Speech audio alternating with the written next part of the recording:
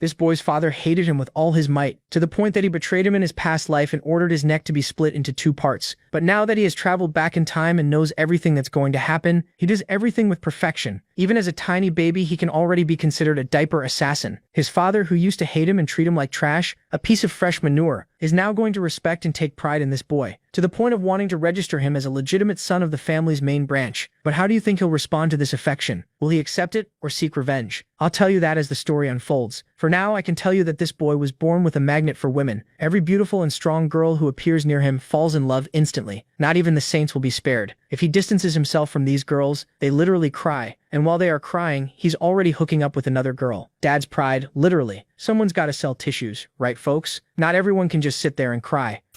I'd venture to say this manhwa is a masterpiece. It's got revenge, it's got that father pride that makes us want to kill him. The story actually makes sense, there are plenty of epic scenes, and it also has that silly little romance. You'll find yourself constantly rooting for him to end up with a certain girl, only to be frustrated in the end. When the time comes, let me know if you got frustrated too, okay? Good night, girl. I'll see you tomorrow. This is Vikier van Baskerville, the Hound of the Baskerville family. He dedicated his entire life to the family but was accused of associating with demons, and so his life ended at the hands of his dear father. In his final seconds, he thought that if he were born again, he would go after the rabbit and eliminate his prey, but he would never live as a hound again. Suddenly, his vision shifts. He has been reborn. And he was reborn alongside several noisy children. They were all now at the grand estate of the Baskerville family. The children wouldn't stop crying. Hugo Le Baskerville says all these rats are annoying. While walking, he thinks that there isn't a single special child this time around, but suddenly something catches his eye. The little piece of trash in front of him was quiet, so he ordered them to take that child to the Cradle of Swords. Vikier knew that man was the one who caused his death. He was the patriarch of the Baskerville family, but now he appeared in his younger form. That meant Vikier had returned to when he was a baby. Vikier was born as an illegitimate son and received mediocre training. It's like Jon Snow. Here, a hound only needed to be devoted to the mission, be it assassination, intelligence, ambush, or threats. A hound needs to handle the dirty work. And that's how the Baskervilles became the greatest of the 7 families. The reason he stayed loyal before was that he wanted recognition from the family and from Hugo. 10 years after the portals to the demonic realm opened and humans won the war, the reward for the hounds who were loyal was execution. Of course, this time he'll do things differently. He wants revenge, but in this baby body, it's impossible. However, he knows the Cradle of Swords is the perfect opportunity for him to get strong. The Cradle of Swords is where the Baskerville family performs a judgment. Children are thrown into a labyrinth of swords. On the other side, they enter the river Styx, which is blessed. The longer they stay and the stronger they become. But there's a limit to how many children can receive the effect. In short, to reach the river Styx, you must first cross the sword labyrinth at maximum speed. Everything seems normal in this family. Nowadays, if you tell an 8-year-old to do the dishes, the police are probably showing up at your door. Vikier was already there in the labyrinth. In his past life, he was pushed out by his brothers and didn't receive the effects. But this time, he has a target in mind, so things will be different. Throwing himself into the river, he thinks about monopolizing the water for as long as possible. It's looking like the fight over the Strait of Hormuz. The boy sinks like a nail. The water enters his body and bones through the cuts. Now he needs to endure as much as he can, even if it's painful. All the patriarch's vassals start saying he should come out. But Hugo just laughs at the situation. He asks John Barrymore, the family butler, how long the boy has been in there. The answer is 7 minutes. The patriarch, still laughing, says that 7 minutes is a lot, and that he'll probably die in there. Son, you may come out now, he says. The boy heard Hugo's voice, but he's not giving up yet. He needs to absorb as much as possible until the very end, but I think he absorbed too much, to the point of swallowing the water. He thinks he must stay firm, but maybe it's too late. Suddenly someone pulls him out by the leg. It was Hugo, laughing at the situation, saying the boy wanted more than he could handle, and even drank the river water. He stayed in there so long that even his teeth grew. Impressed, Hugo asks what the child's name is, and the butler replies it is Vikier van Baskerville. Hugo is very happy and proud. A very greedy son was born into his family. On the other hand, Vikier only thought that Hugo should enjoy it while he silently sharpens his canines, because he himself will make the Baskerville family vanish from history.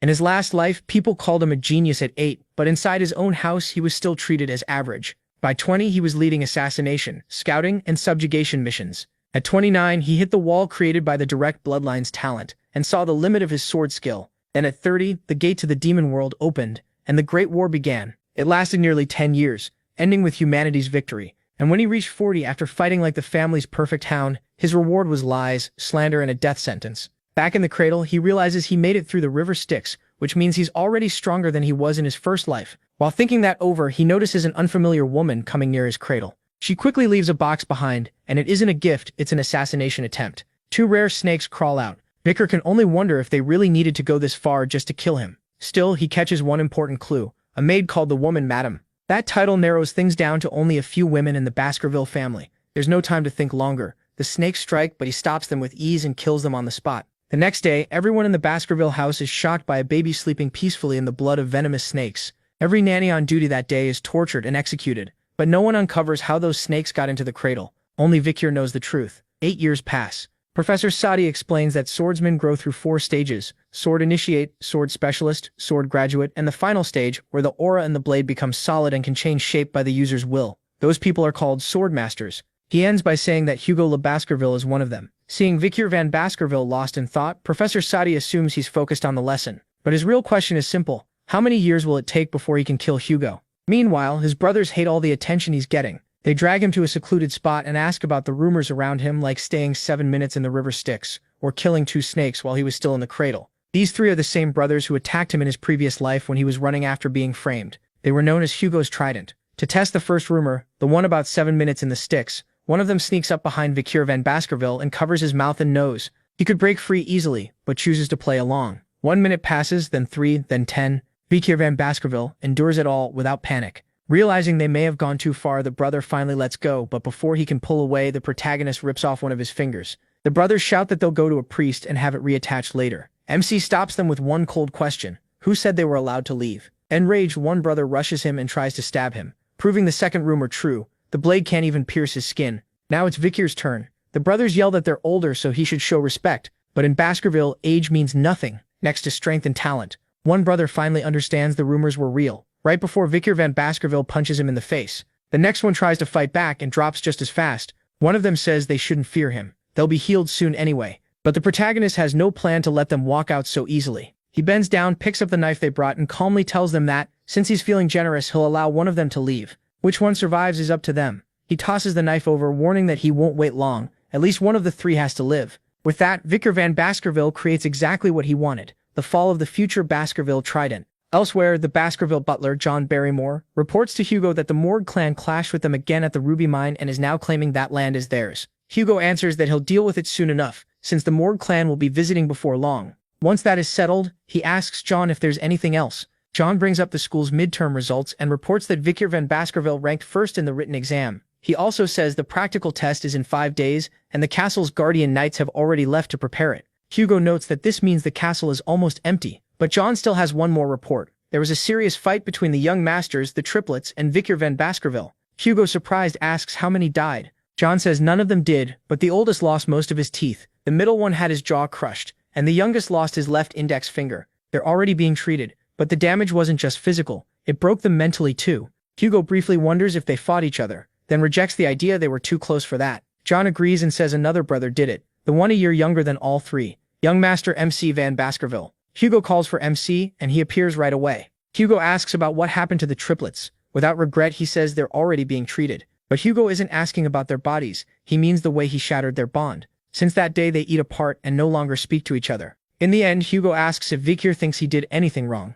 The protagonist says he didn't. He was stronger than they were. Hearing that, Hugo asks if he feels no guilt at all, and MC answers that the triplets approached him first, and he generously forgave them. He knows this well. He has no reason to apologize for what he did. And he throws back the same words Hugo once used on him in the past. He answers with Hugo's own old words: forgiveness is just something weak people use when they can't get revenge. That impresses Hugo because to him, power is justice, and if power is justice, then weakness is a sin. With that, he calls for the butler. Hugo tells him to take the protagonist to the food storage and give him whatever he wants. He also wishes him luck on the practical exam and warns him not to lose to anyone from the main family. The protagonist agrees, annoyed, and leaves. At the warehouse, he asks for chocolate. More exactly, cocoa beans. Not finished chocolate, but the raw beans. Even the butler figures he wants them because one bean can make 100 liters of chocolate. But MC doesn't want them as food. Their real use will show up soon. 5 days later, during the practical exam, the Baskervilles face an incident no one expected. Around the world, their family is known as the Berserker clan because even their children go through brutal training almost from the moment they can walk. They climb mountains for endurance, and rest is only allowed at set times. At night, they even sleep beside demon corpses or live baby monsters to get used to harsh conditions. Because of that, the young hounds can handle incredibly hard tests. That's why people call them the Berserker clan. And now another test like that is about to begin on a mountain crawling with demon creatures. The instructor says the goal is simple: survive for 1 month and hunt demon creatures. There are also points to earn, and they only need to remember 2 things. The rewards are 10 points for saving someone's life, 30 if they do it without getting badly hurt, 50 for surviving after eliminating another participant, 70 for surviving while hunting demon creatures, and 90 for meeting every condition given in advance. Each student also gets a brooch, and stealing someone else's brooch earns extra points. Before starting, the instructor gives one warning: don't leave the restricted area. The Guardian Knights will score them in secret during the exam, so they're being watched the whole time. Nervous students whisper about Vikir and wonder if he'll do as well here as he did on the written test. Then the bell rings, and the exam starts. Some students rush for better ground, while others form teams to steal points from anyone alone. Even the triplets, still at odds, stay together. After the students leave, the instructor thinks about the test. It doesn't tell them to kill each other, but it doesn't ban it either. And since there's no penalty for certain deaths, everyone ends up trying to kill everyone else. The Guardian Knights, watching from the shadows, will only make sure the deaths stay to a minimum. One of those knights keeps his eyes on Vikir. Then he notices him heading into an unexplored area. Like everyone else, he wants to see what the protagonist can really do. But when MC gets there, he just says he can finally enjoy his vacation. The knight is stunned. While the others are fighting, Vikir is just relaxing. Thinking the boy only wants to hide, the knight leaves, disappointed. But that was exactly what he wanted. He knew someone was watching him. Using the cocoa beans to hide the smell of roasting meat, he finishes his setup. Now the hunt can begin. A few days later, he leaves camp and enters the unexplored zone. For him, though, this place isn't unfamiliar. In his past life, he'd been in places like this many times, and better than anyone, he knows this is Hellhound territory. Back then, he only fought one when he was 18, so for his current 8-year-old body, it should be far too much. Still, he knows a way even a child can kill a Hellhound, by using its weaknesses. Weakness 1. A Hellhound can only move well in a straight line, and struggles with curved movement. Weakness 2. Water. For some reason, demon creatures can't cross water, even in small amounts. That forces a Hellhound to slow down, come closer, and expose its fatal weak point, its open mouth while charging. So Vikir uses the chocolate beans. One bean can create 100 liters of chocolate, and chocolate is poison to dog-type monsters. Smirking, he says a Hellhound can't even beat plain chocolate. Then he kills it. By hunting demon creatures, his body gains karma or experience, making him stronger. When he swings his sword now, it already feels lighter. At this rate, he may recover his old strength before he even becomes an adult. After that win, he can only wonder how Hugo will react when he learns Vikir killed a demon creature ranked B+ in danger. But while he's thinking, more enemies appear, more Hellhounds. After cutting off the first one's head, he gets ready to fight again. Then the dogs suddenly hesitate. They look afraid, which makes no sense. These monsters would rather die than bow to prey. Then a far worse enemy appears, a Cerberus, ranked A+ in danger. But Vikir quickly spots something odd. It's injured and covered in arrows. After a moment, he figures the barbarian tribe from the other side of the mountain must have done it. To Vikir, this is a huge chance, even if he has to show every card he's been hiding. Until now, he's kept his true skill hidden from the Baskervilles. His swordsmanship is already at master level. Right now, he has strength the other students won't reach until they're adults. Trusting that power, he charges the Cerberus and attacks with precise, expert skill. Since it's wounded, he's sure he can kill it. Vikir believes his weapon is enough to hurt the Cerberus, but for one careless moment, he leaves an opening, and the Cerberus strikes with its claws, shattering his sword and smashing into him. The blow sends him flying into a tree and knocks him out. His arm screams in pain, but thanks to the river Styx, it stays in place. If it had been anyone else, even weakened, the Cerberus would have done far worse damage. Now he understands better than ever how dangerous this is. Another hit might kill him, so the best choice is the 36th stratagem: run. So that's exactly what he does. If the Cerberus weren't injured, it would have caught and torn him apart. Vikir runs with everything he has. He can still make it if he reaches the place he prepared. If the monster catches him first, he's dead. Just a little farther, and he makes it. Almost like a miracle, he reaches it. The creature falls into his trap. He built it for a pack of Hellhounds, so even Vikir is surprised it works on a Cerberus. Since it's also a dog-type monster, the trap works. The spears are coated with chocolate bean extract. Even though that poison should be fatal, the high-level beast still stays on its feet. So for the final strike, Vikir throws a spear at it. The hit bounces off, but the spear carried blood mamba venom. And after 7 steps, just like the stories say, the poison creature dies. All 3 heads collapse. Now the problem is figuring out how to carry it. But before that, he remembers Cerberus are guardian monsters. That means they protect territory, so there must be a dungeon nearby that it was guarding. Vikir covers himself in the Cerberus's scent, so most monsters will leave him alone. Following the trail the beast made before it reached him, he finds the dungeon. He'd seen this place in his past life at 18, but it had been empty then. Now it's different. The whole place reeks of corruption and mana. It clearly hasn't been explored yet, so he heads inside. After walking a bit, he finds a lit chamber deeper in the dungeon. In the center is a ruby giving off the light. Nearby lies a human skull, and at its feet is a note. The writer says his real name no longer matters, and calls himself Cain. The letter is meant to warn whoever comes next. According to his family's legends, this was an ancestral dungeon, and his younger brother Abel chose to enter it. Together, they cleared countless trials, killed thousands of monsters, and finally reached this stone chamber, where they found one last puzzle. That puzzle trapped them there for 3 full years. Reading that, Vicar can only think how badly they must have wanted the dungeon's treasure. And the final riddle was this. What entered was 1, but inside became 2. Only 1 may leave. That was carved on the stone. As he keeps reading, he learns that he and Abel spent a long time on that grim puzzle and came to one conclusion. They were twins, and in their mother's womb they had once been 1. After birth, they became 2, so to leave the dungeon with what they wanted, they had to become 1 again. In the end, after a long fight, he killed Abel. Then only Cain remained in the stone chamber. But nothing changed. To him they had become 1, yet he gained nothing. Despair took over. He had murdered his own younger brother. After endless regret, he finally decided to leave this place. His message to any descendant brave enough to come here is only one thing: leave immediately. When Vicar finishes reading, he realizes something is wrong. He entered the dungeon alone, and he isn't a twin. So Cain and Abel solved the riddle the wrong way. Thinking it over, the protagonist sees the real answer. Their conflict kept them from understanding it. But to MC, the truth is obvious. The answer to the riddle is the dungeon itself. He entered as 1 with the dark, but the ruby's light split him into 2. If darkness makes him 1 again, then the answer was his shadow. That's why the brothers ended up killing each other. The relic from the demon cave could only be drawn by someone from the Baskerville bloodline. Reading that, he remembers seeing this sword in an old myth book back in his past life. It was Beelzebub, the gluttony fly. The old legend spoke of demons that once invaded the continent. 7 disasters called the demonic constellations. To stop them, the heads of the 7 great clans had to fight back. The enemy faced by the Baskerville leader was Beelzebub, the gluttony fly. After it was defeated, its remains were sealed inside Baskerville land. In the present, nobody believed that story,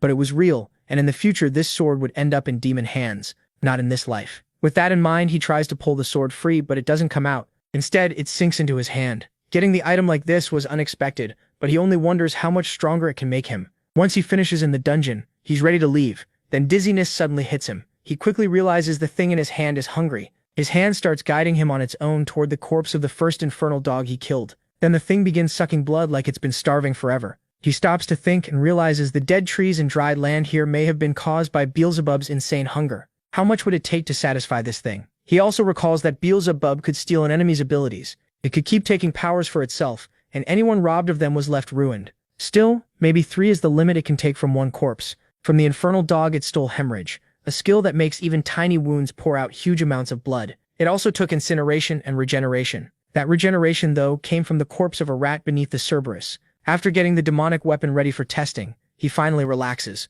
With all the young hounds gathered, the practical exam ends, and the results are announced right away. The monster corpses were turned into things like necklaces, shields, and swords. Then they were handed back to the students, and one corpse in particular drew attention. The one Vicar brought after wandering into an unexplored area and killing a Cerberus by accident. Hugo can barely believe it. A Cerberus is a demonic beast even guardian knights struggle to handle. People also say it had been injured and poisoned.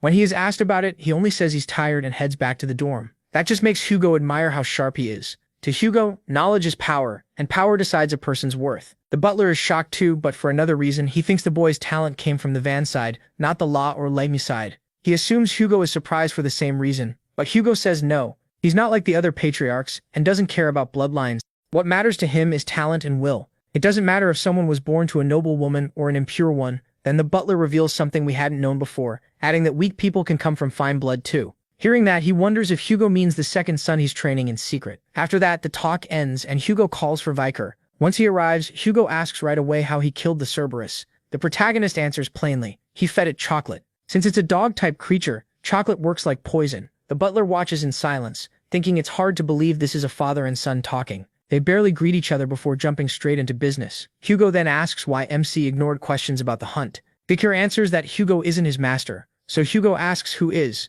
He says it's the patriarch himself. Pleased, Hugo rewards him by giving him the entire corpse of the demonic beast he killed, and for taking first place in the practical test, he also grants him one wish. That's exactly what the protagonist wanted to hear. His request is access to the library of 10,000 books, deep inside the main Baskerville castle, one of the biggest libraries in the empire. Hugo asks if he understands that only the patriarch, the vice-patriarch, and members of the main house are allowed in. Thinking the request will be refused, MC starts to back off. But to his surprise, Hugo agrees. He even suggests he read Baskerville Fencing 6th Prey. That makes Vicar tense up. No illegitimate child had ever been allowed to read past the 4th Prey. Still, he calms down quickly. In the end, it's only the 6th Prey. Hugo himself has only reached the 7th. while in his past life the protagonist made it to the ninth. Even so, he can never forget the contempt he suffered for being illegitimate. This time he will surpass Hugo. What he truly wants is the sword scripture holding the Baskervilles' real pure core. That text was only found later in his previous life, and it had been written by the first Baskerville patriarch, the man who killed the 7 calamities.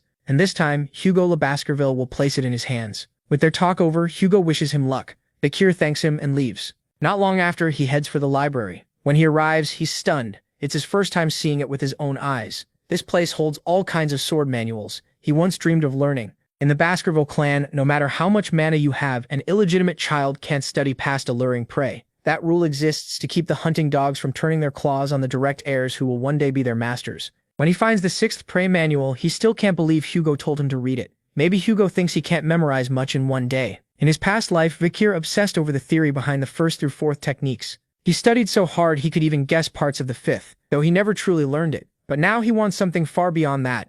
As he moves deeper inside, the guards are surprised, thinking he's already about to leave. They even wonder if he forgot something, and want to fetch it for him. But he says he's just going to skim a few other texts, so they can ignore him and keep working. The guards think the section he's heading to has nothing important, but Bakir didn't come here for nothing. A hidden treasure is waiting there, and they have no idea. After searching for a bit, he finds it right away. Alluring Prey. A basic first claw manual not even Baskerville children bother reading. Its torn pages make it look like worthless junk, but Bakir knows that isn't true. Before he died in his past life, his hunting unit found a strange relic in the border dungeon. It was part of a Baskerville scripture. Hugo noticed something odd about it and ordered a search through all 10,000 books in the library. The hidden text explained how to reach the 10th prey. Obsessed, Hugo sent the hunting dogs to recover the 6 missing pages. That search revealed the rest had been hidden among the other 7 great clans, which nearly pushed Hugo into war with them. He sent the hunting dogs after anyone who stood in the way, and after huge sacrifices, they finally delivered every missing page to Hugo,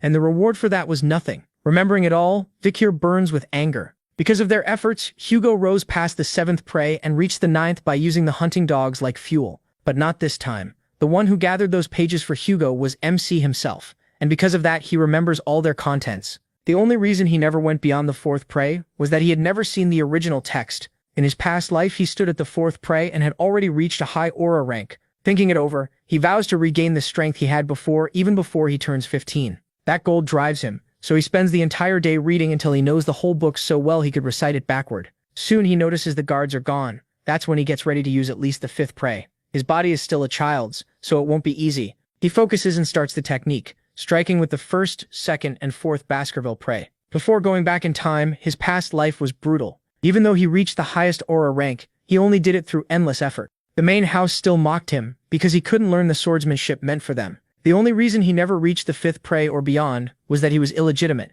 This time, things will be different. He refuses to live like that again. Right there, he reaches the 5th prey. It's still incomplete, but he managed to unleash it. Warmth fills his chest at that moment. He almost wants to cry from joy after finally reaching the 5th prey. For the first time in Baskerville history, a hunting dog was growing this fast and aiming for his master's throat. Now he just needs more mana, and he can already feel his core expanding. Bakir can tell how far he's climbed. In his last life, he only reached this level at 30. Now he's done it at just 8. A graduate swordsman is on a whole different level from an expert, especially in mana control. His mana is denser, easier to shape, and his sword skill has improved too.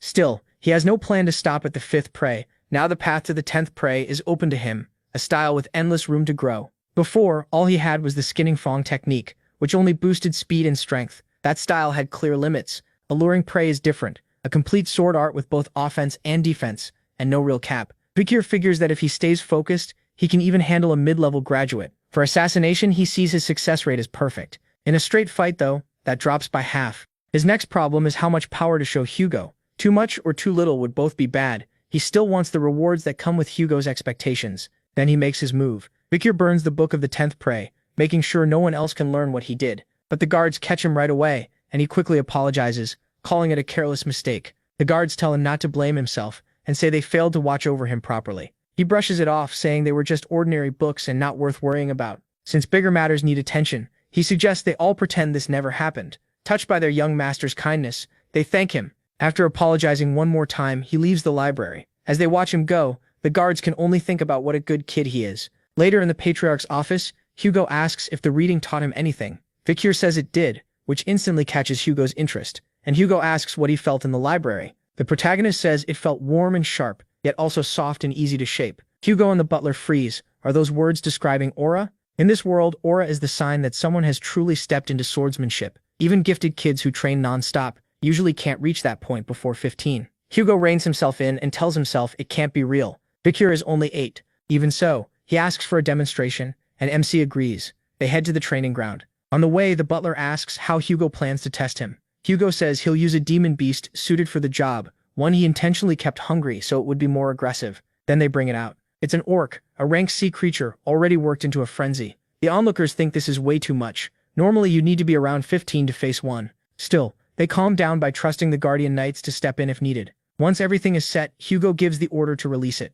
Driven mad with rage, the orc locks onto its target. Vicar doesn't panic. He stays perfectly calm as it charges. At the last moment, he slices off one arm, then a leg. That should have been the moment the orc's fast regeneration kicked in. But because of Vicar's infernal dog hemorrhage effect, the wound won't close. Everyone is stunned. How can an 8-year-old do this? Hugo, though, still isn't satisfied. He notices right away. Hugo wants to see what he gained from the library. So the protagonist reveals an aura blade and kills the orc in an instant. Now Hugo is truly shocked. That was the aura of a low-level swordsman, something an 8-year-old shouldn't be able to use. The butler congratulates Hugo on having such a prodigy. He even says that among all the clans in the Empire, there's never been a genius like this. But Hugo resists the idea, saying the orc was strange, it kept bleeding and was already badly weakened. Then Vicar walks up and asks if they have anything stronger than an orc. The students, already terrified, can hardly believe what they just heard. MC wants to reveal a little more, just enough that his talent gets recognized and he can gain some distance from Hugo. For instance, he might get sent to the jungle or admitted to the academy. Hearing the request, Hugo says the orc really wasn't enough to fill his son's appetite.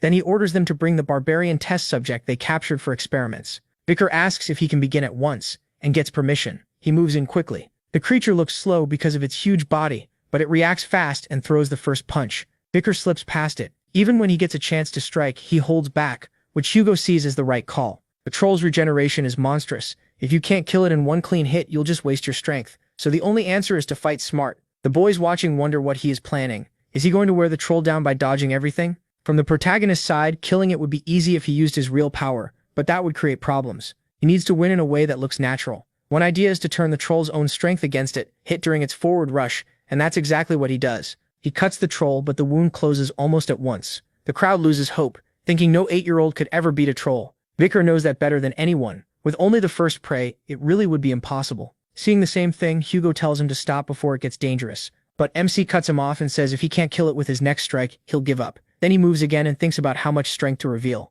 But he's already made that choice. He'll show just enough to make it seem like sudden enlightenment. Wondering how shocked Hugo will be, Vicar lands a fatal strike and takes the troll's head clean off. Everyone is left speechless. A true irregular has appeared. A week later, he grumbles that he can't stand this food anymore. Still, a lot around him has changed. Now everyone avoids getting near him, and from the troll fight he picked up a new skill, ultra regeneration. While he's lost in thought, the triplets suddenly show up. Vicar asks if the beating they got wasn't enough, but they only came to say how awesome it was when he killed the Cerberus and the troll. Before he can ask what they mean, the butler appears too and says the Patriarch wants him immediately. Not long after, a carriage arrives at Baskerville Castle. Inside the Patriarch's meeting room, the guest is Adolf, head of the Morgue Scarlet clan. They've already been talking about this year's annual event, which the two clans handled together. Hugo even mocks the Morgue Scarlet children for making a fuss over a few scratches.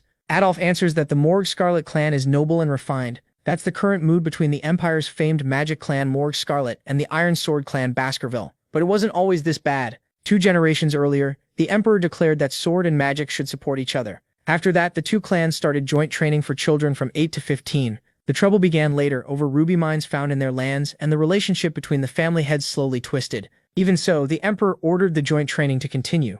Adolf says he's heard rumors of a genius rising in the Baskerville clan. Hugo thanks him. That alone surprises Adolf, since Hugo rarely praises any child. Then Adolf says his clan has been just as lucky and calls Camo inside. The doors open, revealing Camo, the daughter of Adolf's eldest sister. He tells her to greet Hugo, but instead she asks if he's the thief who stole their ruby mine. The whole room is stunned. Hugo repeats thief in anger, while Adolf tries to step in. But Camo says Uncle Adolf himself called Hugo a pathetic bearded man just a few hours earlier. That pushes Hugo to tell Adolf to teach his niece some manners. Camo doesn't back down and demands the mine be returned because she needs those rubies for her research. Hugo snaps and orders her to be quiet. Adolf jumps in, asking if this is how he treats a child, even mocking the Empire's sword saint for bullying an 8-year-old girl. Then someone cuts in, saying it seems the Morgue Scarlet clan never taught its children not to desire what belongs to others. It's Vicar, speaking as he steps through the door. The butler announces young master, the protagonist Van Baskerville. Adolf studies the boy from a distance, then notices his niece is no longer beside him. She's already standing in front of Vicar, demanding to know what he just said. MC recognizes her at once. This is the Steel-Blood Empress of the Morgue Scarlet clan, the only archmage from that proud family ever called a genius among geniuses. In his past life, she made history by impaling enemies and turning them into a border wall, and now she keeps arguing that the ruby mine belongs to Morgue Scarlet. His first reply is that she must have worked really hard to come all this way just to throw a fit. Both clan heads are impressed by that answer. Camo bristles and asks if he really called it a tantrum. Vicar tells her yes, that's exactly what it is. Magic gathers in her hands as she declares she'll show him why the ruby mine belongs to Morgue Scarlet. The protagonist doesn't even flinch. A little later, a small city takes shape. Everyone is surprised, and Camo proudly says even someone as clueless as him should understand now. Vicar had expected an attack, but all she did was use magic to make a model of the city. She explains the border mine is where the best rubies come from. The issue is simple. The entrance sits in Morgue Scarlet land, but the tunnels below run into Baskerville territory, so in her view, since they can enter it, the cave should be theirs. She adds that Baskerville keeps yelling about trespassing and won't even agree to lease the area. That makes Adolf praise his niece for being clever. Vicar says ruby ore is mainly a magic material, and the Baskervilles don't really need it. Then he adds that she's only this desperate because no one on their side is dumb enough to rent out land for pocket change. She snaps that he just admitted the rubies mean nothing to them, and he confirms it. What they care about is their border, so they're sending her back. As far as he's concerned, the only trespassers here are Morgue Scarlet. That sends her into another angry explanation. She starts pointing around, saying this side is theirs and that side is hers. Then she steps over the wall and asks whose arm is this now. Vicar asks if she really wants that answer after crossing into Baskerville land, then grabs her arm. With a grin, he says it's his now. She freezes, blushes, and struggles while asking why she belongs to him now. After calling him an idiot, she gets cut off when he asks who said she did. Then he pulls the knife at his waist. Even Adolf and the butler are surprised as Vicar calmly says he only meant her arm. Camus instantly locks up. Even Hugo is startled by how far MC is taking this. He isn't bluffing at all. Realizing that, Camus starts screaming for her uncle. Adolf angrily orders Vicar to back away from his niece. He immediately does as he's told. Camus rushes into Adolf's arms, sniffling, while Adolf demands an explanation from Hugo. He turns back to the protagonist and says he went too far, but Vicar only laughs and says sorry. Spinning the dagger, he says this kind of rough play is normal with his brothers. Still mad, the old man asks why a child even has a toy like that. MC apologizes again and says it's just a game kids in the Baskerville clan grow up with. Hugo cuts in, asking if the Morgue Scarlet leader isn't being a little overprotective over children's play. Then he says he has an idea for the ruby mine problem, and thinks Morgue Scarlet will like it. Still crying, Camus says she won't forgive Vicar for this. He just laughs it off. Not long after that, the friendly rivalry between Baskerville and Morgue Scarlet officially began. Kids from 8 to 15 gathered to show what they could do. This year, though, everyone's eyes were on Camus, Morgue Scarlet, the young talent from the famous Magic clan. Facing her was Baskerville's iron-blooded swordsman, Vicar Van Baskerville. Morgue Scarlet had proposed a duel between the two rising stars of their clans. Camus tells him to get ready. She never holds back in a real fight. Then she starts casting at once. The crowd is stunned because Camus is using quadruple channeling at her age. The Morgue Scarlet leader glances over at Hugo with a smug smile, but Hugo doesn't react. A second later, Camus fires 4 spells at Vicar Age at once. He dodges every single one. Then she throws up an earth wall to stop him, but the protagonist kicks straight through it. Camus starts wondering if this is the power of Baskerville's Styx River. She shuts her eyes and braces for impact, but nothing comes. When she looks up, Vicar is about to flick her forehead and the hit lands like a gunshot. Even the Morgue Scarlet leader is shocked by the boy's strength. Camus feels completely humiliated and demands to know if he's going easy on her. MC only asks if it still hurts. Then he tells her to give up before it gets worse. Furious, she raises 2 earth walls at once. Vicar could have gone around them, but he decides to toy with her a little. He breaks through both walls in one strike. His hand stops right in front of her face, as he asks whose hand got past the wall. Getting ready for another flick, he says it's clearly the stronger one. The lump on her forehead looks even bigger now. Tears well up as she lashes out with fire magic, furious and hurting. Vicar knows he could end this any time, but he wants a way to settle it without really hurting her. Then he notices the boys behind him and gets an idea. One of them is a wizard, the other a swordsman, and they're competing to see whether the swordsman can cut through every spell. When Camus sees Vicar isn't even focused on her, she gets even angrier. At that moment, the wizard starts charging a much bigger spell, challenging the swordsman to cut that one too. For him, this is perfect. He points behind her and tells Camus to cast a barrier now. But it may already be too late. The Morgue Scarlet leader panics. The blast is huge. For a moment, no one can see the arena at all. Morg Scarlet calls out for Camus. She's alive, but after blocking the spell with magic, her clothes are badly burned. Her biggest fear is that when the smoke clears, everyone will see her half naked. Right then, someone tosses clothing over her. It's Vicar, telling her to put it on. Through tears, she asks what he'll do without his shirt. He says that doesn't matter. Camus is totally flustered, wondering why he's suddenly being kind, until Vicar notices his arm is bleeding, likely from a shard of that old sword still holding aura. As the dust clears, people can finally see the two of them. The Morg Scarlet leader finally lets out a breath of relief. The crowd can't tell who won, especially with the protagonist bleeding. Soon, though, they start talking about how insane his physical ability is for a kid. Both of them are unbelievable talents for 8-year-olds. Later, in the halls of Baskerville Castle, Hugo asks Vicar how the duel with the Morg Scarlet girl went. MC says it was fun and that he understood why the match mattered. Then Hugo asks why he didn't strike right away, and he admits he hesitated because he'd never fought a girl before. Hugo tells him hesitation in battle only gets you hurt, and says that wound should teach him that lesson. Vicar is surprised. Hugo sounds worried about him. In his past life, Hugo had always seemed cold and brutal, the kind of man people said was changed by losing his first wife and eldest son so horribly. As they walk, Hugo asks what he thinks should be done with the ruby mine. The protagonist says they should let Morg Scarlet have it. Hugo asks why, and MC explains that Baskerville's job is to push borders outward, so it's smarter to let Morg Scarlet develop the place and take the losses. Hugo is thrilled and says that's exactly right. Once Morg Scarlet gets the mine, they'll station plenty of people there. Then Baskerville only has to stir up the demonic beasts and barbarians nearby, solving everything at once. With a dark smile, Hugo says the rubies will be even better bait than Morg Scarlet blood. Then they'll regret ever stepping into that land. He even praises Vicar, saying the boy's idea matches 90% of his own plan. He only got it because Hugo made the same choice in his past life. He also says they should watch Mord's movements, but Hugo says that's already handled. Then, around the corner, someone stops them. It's the head of Morg Scarlet, asking for a word before they leave. Camus stands behind him, red-faced with embarrassment. Hugo asks what he wants, and the man says there's one important thing to discuss. Leasing the land is only part of it. When Hugo asks what Baskerville would gain, Morg Scarlet gets straight to it, an engagement. The old man proposes tying the two clans together through marriage, suggesting Baskerville's eldest son and his niece, the eldest daughter of Morg Scarlet. He says she has everything. Looks, brains, the whole package. According to him, she'd be the perfect match for Baskerville's heir. Hugo points out his eldest son is nearly 25, and the age gap is too big. The old man says he doesn't care about that, but Kami cuts in. She declares she won't marry anyone weaker than her mother. The old man laughs and says if that's the standard, she'll stay single forever. Then Kami says the age gap also matters. She wants someone her age or even younger. Hugo starts getting annoyed and says this isn't a buffet. Kami fires back that she knows, but she won't just take whatever is handed to her. Then, red all over, she glances to the side, catching both Hugo and the Morg Scarlet leader off guard. She's looking at Vicar van Baskerville. The old man instantly starts sweating, then quietly reminds her the protagonist isn't pure blood and is a bastard son. He even says a mixed-blood dragon is still just a mutt. That pushes Hugo close to fury. Was he actually starting to care about Vicar? He says the person involved should have a say too,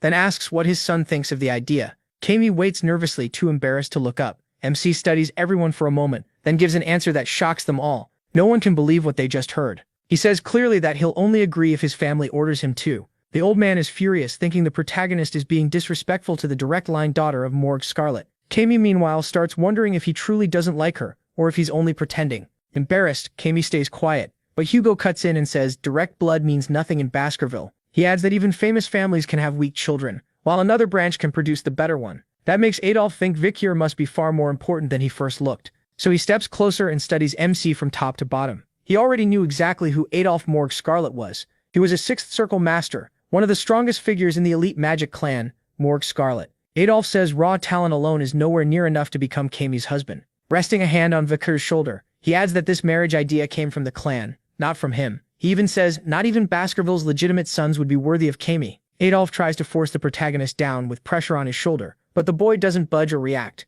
When Adolf demands an answer, MC calmly says he stopped listening the moment Adolf claimed he wasn't speaking to him. Kami is stunned by how boldly he talks to her uncle, while Hugo just laughs. Adolf bursts out laughing too, then asks to speak with the boy more seriously at the training ground. Hugo teases him, was the Empire's great mage really going to question an 8-year-old? Adolf says this isn't a clan matter, just a request from an uncle. Kami herself doesn't seem to want that, but Adolf is already irritated and tells her to stay quiet. He presses the request again and Hugo finally gives in. If Adolf wants it that badly, then fine. They head to the training ground outside. Only Hugo and Kami stay to watch. Adolf says he wants to see what Vicar can really do, so he tells him to show everything he's got. He agrees. Still, he thinks Adolf might pass out if he actually showed everything. Then Adolf casts a spell and says he'll make things fair. He starts shaping something with magic. Cammy is shocked. Her uncle is blending fire, earth, and water perfectly. The spell forms a jar filled with water. Adolf places it on his head and says if Vikir can spill even one drop, he wins. The protagonist knows Adolf is a monster. He couldn't even scratch in his past life.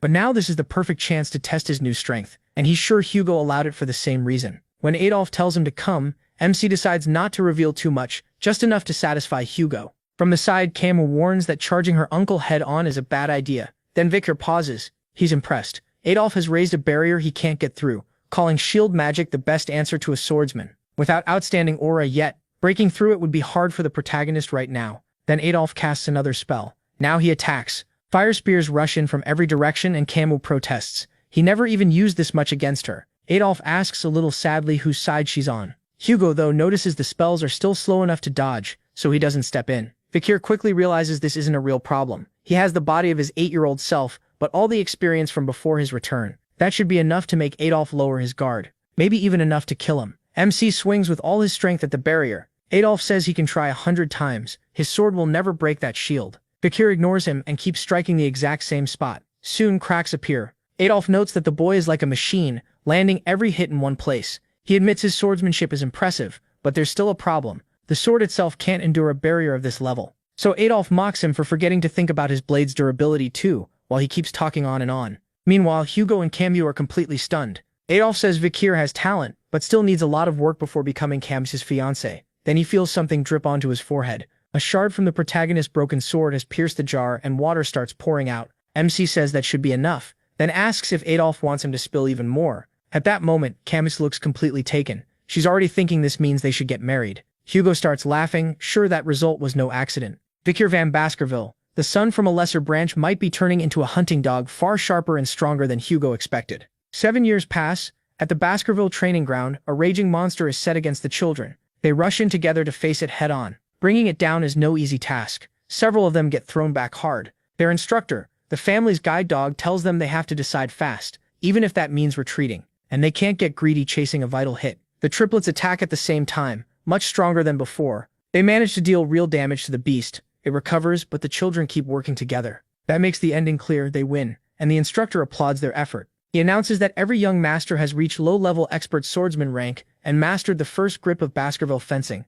bringing their 7 years of training to an end. Still, he warns them that the oxbear they fought wasn't anywhere near the strongest, and even he couldn't beat an old powerful one alone. He wants them to understand today's enemy was only a small taste. Death is always closer than it seems, so they must overcome it with the talent in their blood. With that, he ends his lessons and congratulates them on graduating. The children salute their teacher with respect. Later, they talk about which knight order they'll join. The Baskervilles have 7, covering roles like guarding, investigating, protecting, assassinating, suppressing, and direct combat. Then they suddenly notice someone heading off alone. They're talking about Vikir van Baskerville, the prodigy of this generation. He killed an oxbear even bigger than theirs by himself. He's also a high-level expert swordsman who reached the 3rd grip of Baskerville fencing. But in the protagonist's mind, all of this came slower than he wanted. His real level is already an intermediate-ranked graduated swordsman at the 5th grip, and it still took 7 full years. That's beyond where he was before regressing, at least in swordsmanship, but his growth still feels too slow. Then someone calls for him. It's the butler Barrymore, telling him the family head wants to see him. Barrymore adds with a smile that Vikir's place must have finally been decided. So the moment arrives. MC greets Hugo and says it's been a while, but quickly notices something off. He asks about the scar on Hugo's nose. Hugo explains he got it while fighting a barbarian tribe at Mount Rouge. A woman skilled with the bow landed the hit. Vikir asks if Hugo caught her. He says no, but he did leave the same kind of scar on that woman's face. Then Hugo changes the topic and congratulates him on finishing his training. The protagonist thanks him, but his mind goes back to the past. In his previous life, this was when he became an apprentice knight for the Pit Bulls and got sent to Mount Rouge for 21 brutal months of life and death battles. Back then, he was treated like a useless dog meant for the front lines. At 15, Baskerville children are split into elites and disposables. The disposables die on battlefields, while the elites learn politics and administration. The line between them is crossed with one thing: the 5th grip of Baskerville fencing. That's why, in his past life, he stayed stuck at the 4th grip. So Vikir thinks there's no way Hugo would let a bastard son like him join the elite track. But then Hugo surprises him. He says MC will handle management and law in Baskerville territory, keeping order and dealing with matters both large and small. He can hardly believe Hugo is placing a bastard son among the elites. Hugo says Vikir's achievements put him at least 10 years ahead of other geniuses. so he deserves proper treatment. His new post will be vice consul of a city called Underdog. The protagonist says he'll accept his father's wish, but first reminds him of the reward promised after the match with Adolphe Morg's Scarlet and asks to claim it now. He wants to borrow something, leaving the butler surprised. MC says Hugo can refuse if it's too troublesome, but Hugo stamps the paper and says it's no big deal. He'll trust his son not to do anything foolish. Vicar says he won't cause trouble. Still, he's not used to Hugo openly calling him his son or granting his request so easily. On the way back, the butler walks with him, then calls out to him again. He says the family head values him greatly. After all, Hugo didn't throw him straight into real war, he practically handed him the consul post in Underdog. Since the consul seat is still empty, it's clear Hugo thinks highly of him. Still, Vicar snaps back that he'll only deserve it if he can handle the job of vice consul. To him, this post means nothing. It won't wipe away the past, he still remembers his head falling at the guillotine.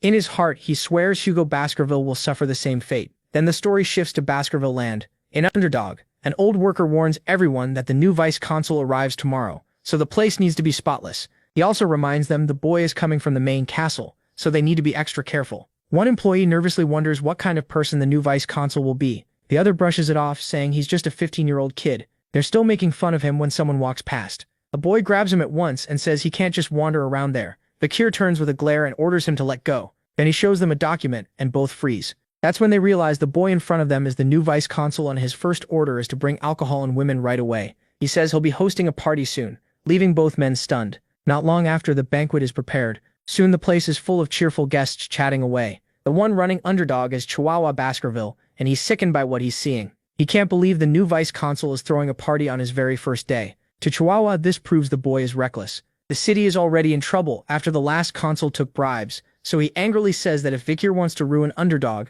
then let him try. Right then, the protagonist appears behind him and coldly asks if he's the manager. Startled, Chihuahua quickly introduces himself. The first thing MC notices is that Chihuahua has no middle name, which tells him he isn't part of the clan by blood. He's just an employee, not family. And to Chihuahua's surprise, Vicar says he likes that. He explains that since Chihuahua was born and raised here, he should know this city better than anyone. So he says he won't meddle in his work and wants him to keep doing his job. At first, Chihuahua can't figure out what's going on. He even wonders if he's being mocked, but that makes no sense when this same boy is busy throwing a party. Vicar then says the federal laws are mostly fine, but the judicial system has some strange holes. That shocks Chihuahua. He's impressed the protagonist read and understood all that so fast. MC points out Underdog's real problem. Black market businesses are thriving, and money here stands above the law. That won't be fixed by shutting down a few operations. They need to take down the people at the top. He sums up the vice consul's job as making laws and enforcing them while still respecting the laws already in place. But now he plans to add one more. In a week, he intends to crush those criminal businesses,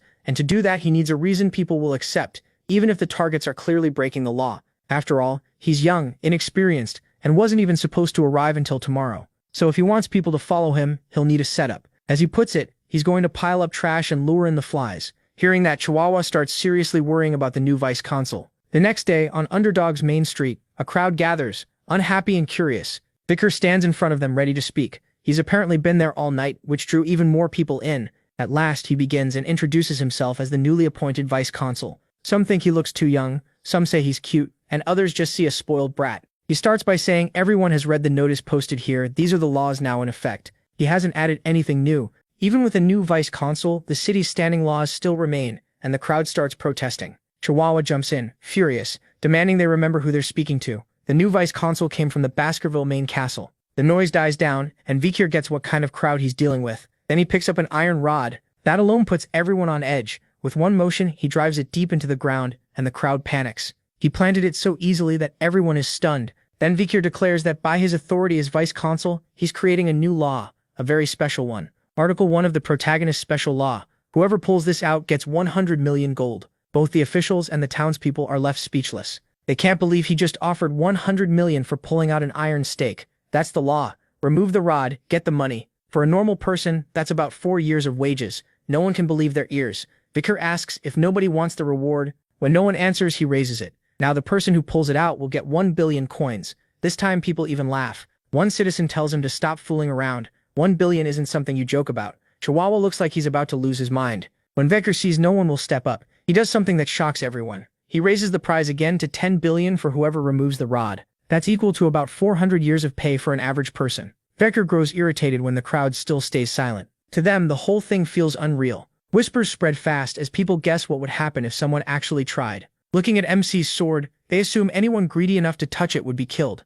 He is about to ask again if no one will take the chance when a hand rises. A small, humble-looking girl asks if she can try. A man who knows her, Judy, the flower girl, warns her not to go, saying she'll get hurt. But Judy says her mother is sick and she has to do something. She even asks him to look after her mother if anything happens to her. The man is left speechless. Judy then stands before the city's vice-consul, unsure if he'll kill her. Vikir only points at the rod and tells her to pull. Judy crouches down and grabs it. With a little effort, she pulls it out so easily that even she can't believe it. The crowd is stunned. Judy thought it would be impossible, and when the protagonist reaches into his coat with a fierce look, she thinks she's dead. Instead, she hears coins. Vikir hands her 100 million and says this is just the beginning. She takes the money, still confused. When he asks where she lives, MC explains that 10 billion is too much to carry, so he'll send it to her home with guards to protect her. Patting her head, he says this is how the law works, and from now on, it will be enforced that way. Chihuahua is so stunned he can't even close his mouth. The whole town stands frozen. What happened today makes his special law spread faster than even the Baskerville family's own rules.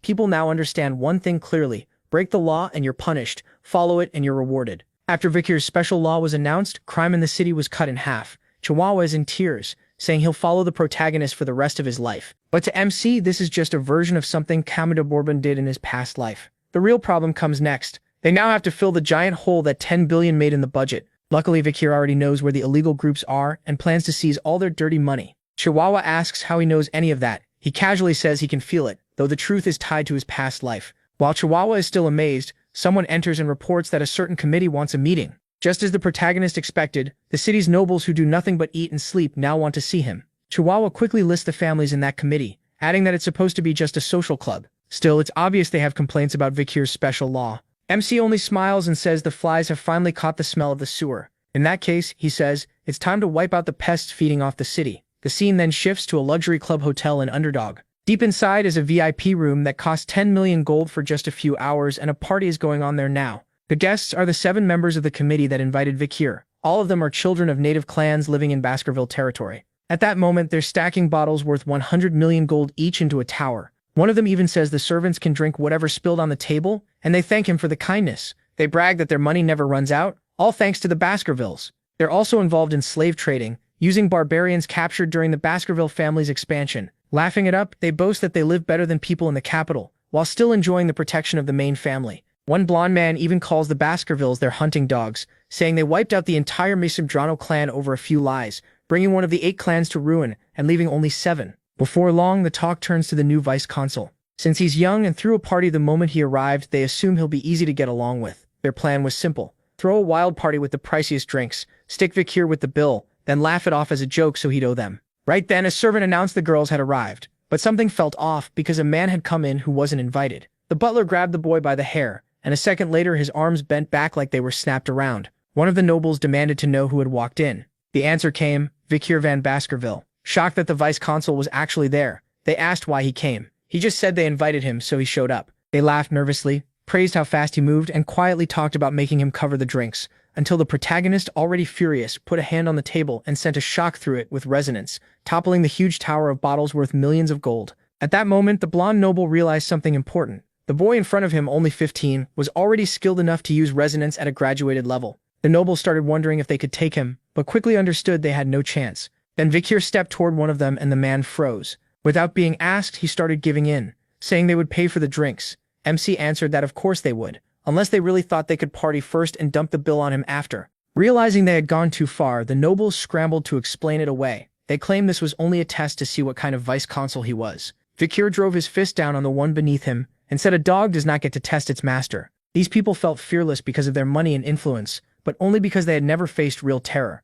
He asked if they knew why the man under his foot had ended up like that, because if they didn't, they would share his fate. The blonde man forced a nervous smile and said he understood. Vikir replied that if they knew and still acted this way, then they needed an even harsher beating. Everyone shouted that he couldn't get away with this, but he was already in front of them, listing their crimes: kidnapping, illegal slave trade, and even insulting the Baskerville clan. They had done all kinds of filth in this city, and then he started beating them all. As he hit them, he said an animal can't be tamed without being taught first. Now it was time to punish these little dogs who feared nothing. Sometime later in the prison halls, Chihuahua could hardly believe what he was seeing. The blonde noble kept yelling that he'd tell his father, and that Vikir would never be forgiven. Watching him fall apart, Chihuahua asked why the protagonist beat them so badly. saying maybe he could have shown a little restraint. MC told him not to worry, he hadn't even begun yet. These leaders were supposed to stop corruption and help the region, but instead they'd become rotten and now even wanted a piece of Baskerville power. The fact that they still wanted revenge proved they had learned nothing. By sunset, Vicure planned to execute them all. And just like that, it was happening again.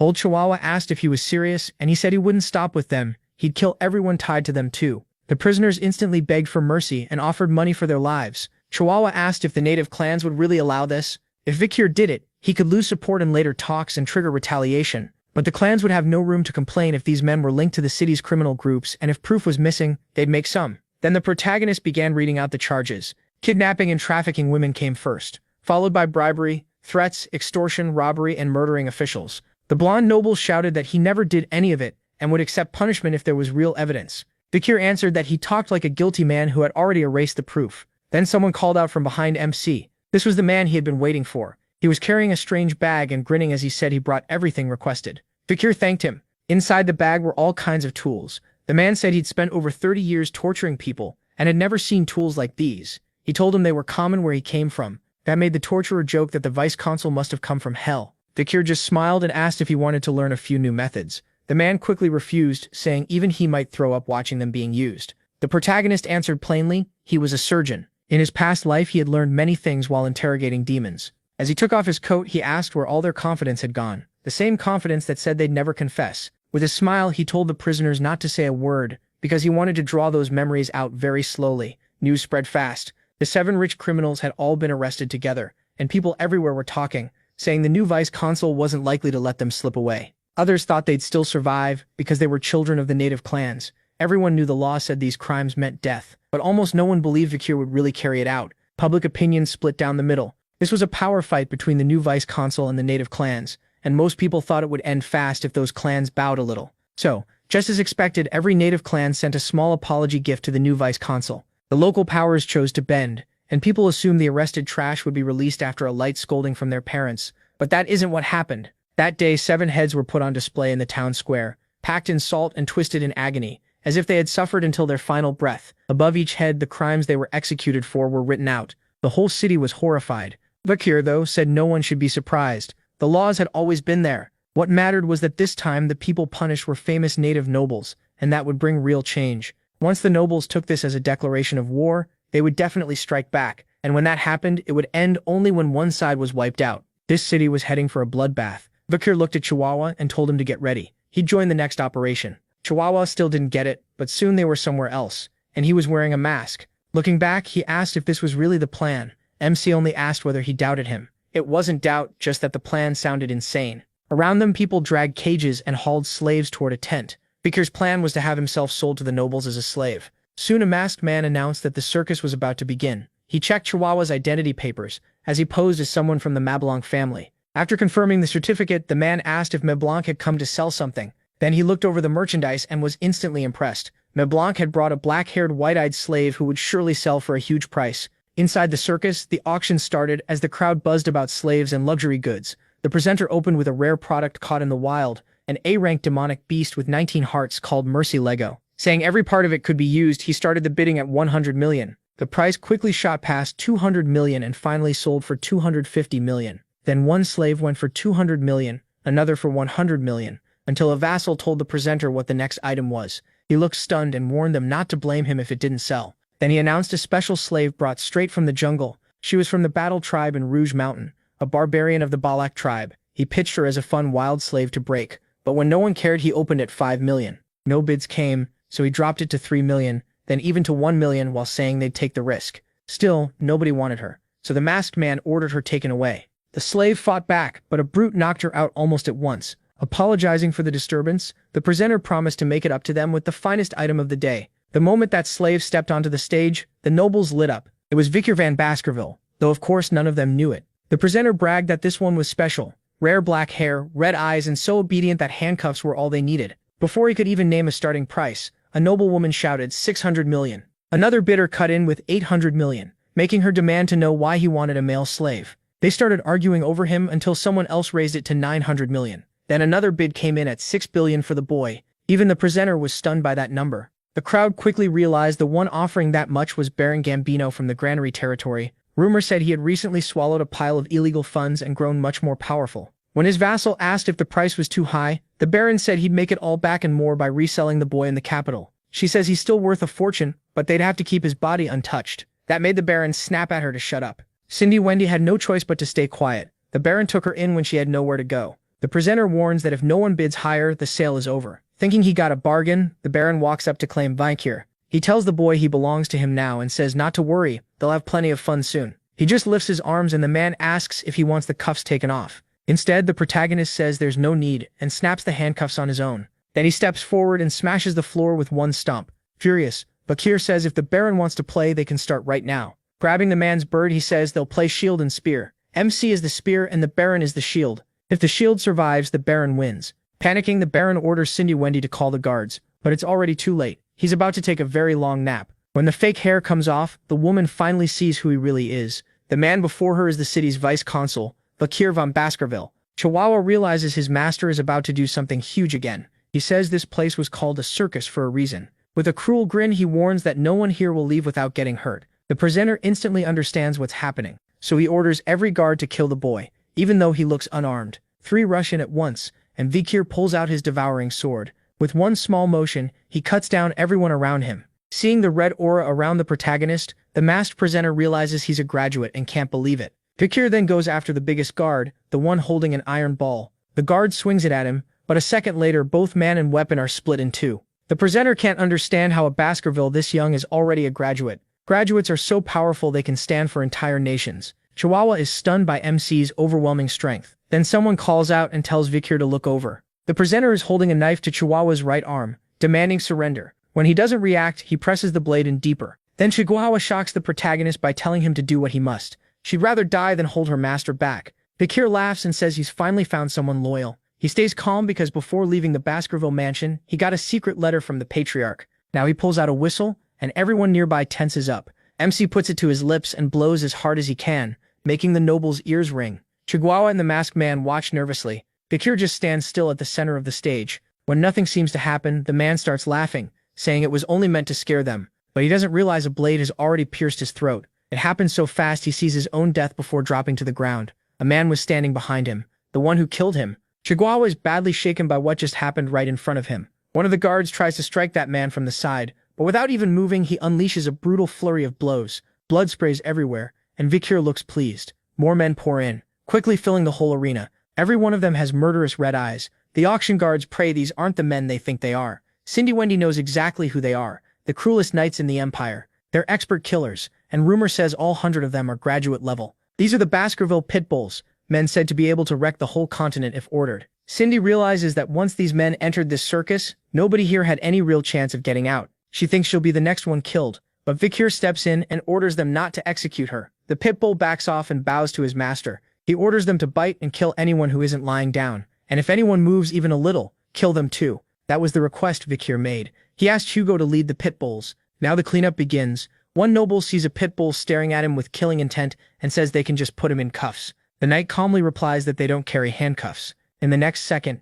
he cripples the man. He says people marked for death won't need legs. Soon, a huge man walks up behind Vikir and calls him nephew. He asks what the protagonist thinks of his dogs, and the protagonist says he's satisfied. This is Boston Terrier Baskerville, commander of the pit bulls. Boston looks MC over and understands why Hugo was so interested in him. Even at 15, MC is terrifyingly sharp. Then Boston asks if he wants to join the pit bulls. He ignores the offer and walks off. He has other things to handle. Being ignored only makes Boston want him more. Meanwhile, Vikir heads into the auction warehouse. Before long, he finds the vault holding the noble's money. He thinks he doesn't care about adding to Baskerville's wealth, then looks around and spots something unexpected. The Balak elf slave is still in a cage, beaten badly and barely hanging on. Would Vikir save her? Of course he would, if he had the chance. He takes a potion from his belt and pours it into her mouth. The medicine works almost right away. She opens her eyes, jerks back in fear, and Vikir asks why she's so scared. Is it because she was captured? She just stares at him, not understanding, so he speaks in the Balak tongue and tells her to go. That only confuses her more, so he makes it simple. Run. He learned a little of their language from fighting the tribe in his past life. She answers with a stream of words, but he only knows the basics. Then she heads out of the room, says a few more words, and leaves. Vikir figures she was trying to thank him. After that, he finally goes for what he came here for. He wants Mercy Aligo's corpse, and he draws his legendary weapon, Beelzebub. Time to eat. By the next morning, rumors spread that the nobles and officials from the auction had been thrown in prison with body parts cut off. That same day, the city's great demonic group disappeared for good, and every VIP tied to that club was exposed. After the investigation, 7 noble families with accused relatives sent letters demanding justice from the consul. Vikir answered coldly, "Illegal slave trading means death." He got testimony from all the executed prisoners, and it would soon reach the imperial family. Then the heads of those 7 families came to the consul and begged for mercy from the man who killed their relatives. The protagonist's reply was simple. Their lands inside Baskerville territory would be seized, they'd all be charged with treason, and 3 families would be wiped out completely. To keep order after that, more officials had to be hired, which made unemployment and underdog drop fast and made the people like Vikir more than ever.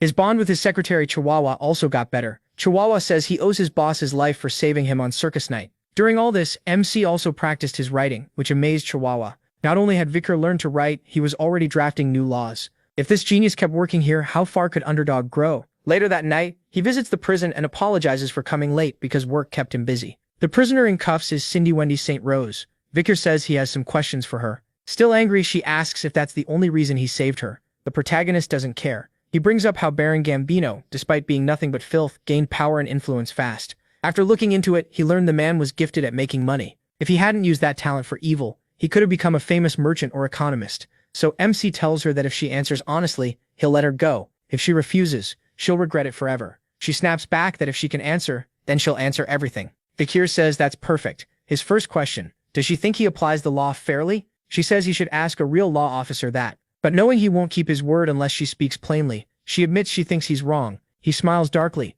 grabs her, and demands to know why. The look in his eyes is enough to scare her. Then he lets her go. Stepping back, he tells her to explain exactly what he's doing wrong. She says he built his image by crushing weak criminals through fear and surprise. In the long run, that will hurt him. And once the patriarch sees Vikir has more influence in the city than he does, he won't be pleased. When the protagonist asks what he should do, Cindy Wendy says he should hand all authority back to the Baskervilles and give the patriarch full credit for what happened here. Until he's old enough, he should go to the Black Mountain Range or the Empire Academy. Either way, he needs to stay quiet and build his strength in secret. Then, when the time comes, he'll give the Baskerville patriarch exactly what he has coming. Right then, a heavy pressure filled the room. Vikir says the way she talks makes it sound like she's telling a dog to bite its master's throat. The pressure coming off him turns crushing. Even so, she sticks to her answer and says that's the only way for a hunting dog like him to let out his anger. MC studies her, then breaks into a wide smile and says he likes what she said. That shocks her. He admits her advice is solid, and it matches what he was already thinking. So, just like he promised, she can go free. Stunned, she asks if he really means it, and he says he never breaks a promise. As she heads out, she says she hopes he never regrets this choice. Then he stops her and asks if she knows the Mesmenero family. It was the 8th house wiped out an underdog, a rich merchant family. In the end, they met a terrible fate. It started when the youngest Mesmejuro showed off sword skills he learned at a birthday party. The Baskerville envoys were shocked by the boy's talent because the moves he used were secret techniques known only to the Baskervilles. Once word got out that a top military art had leaked, the Baskervilles sent out their hunting dogs.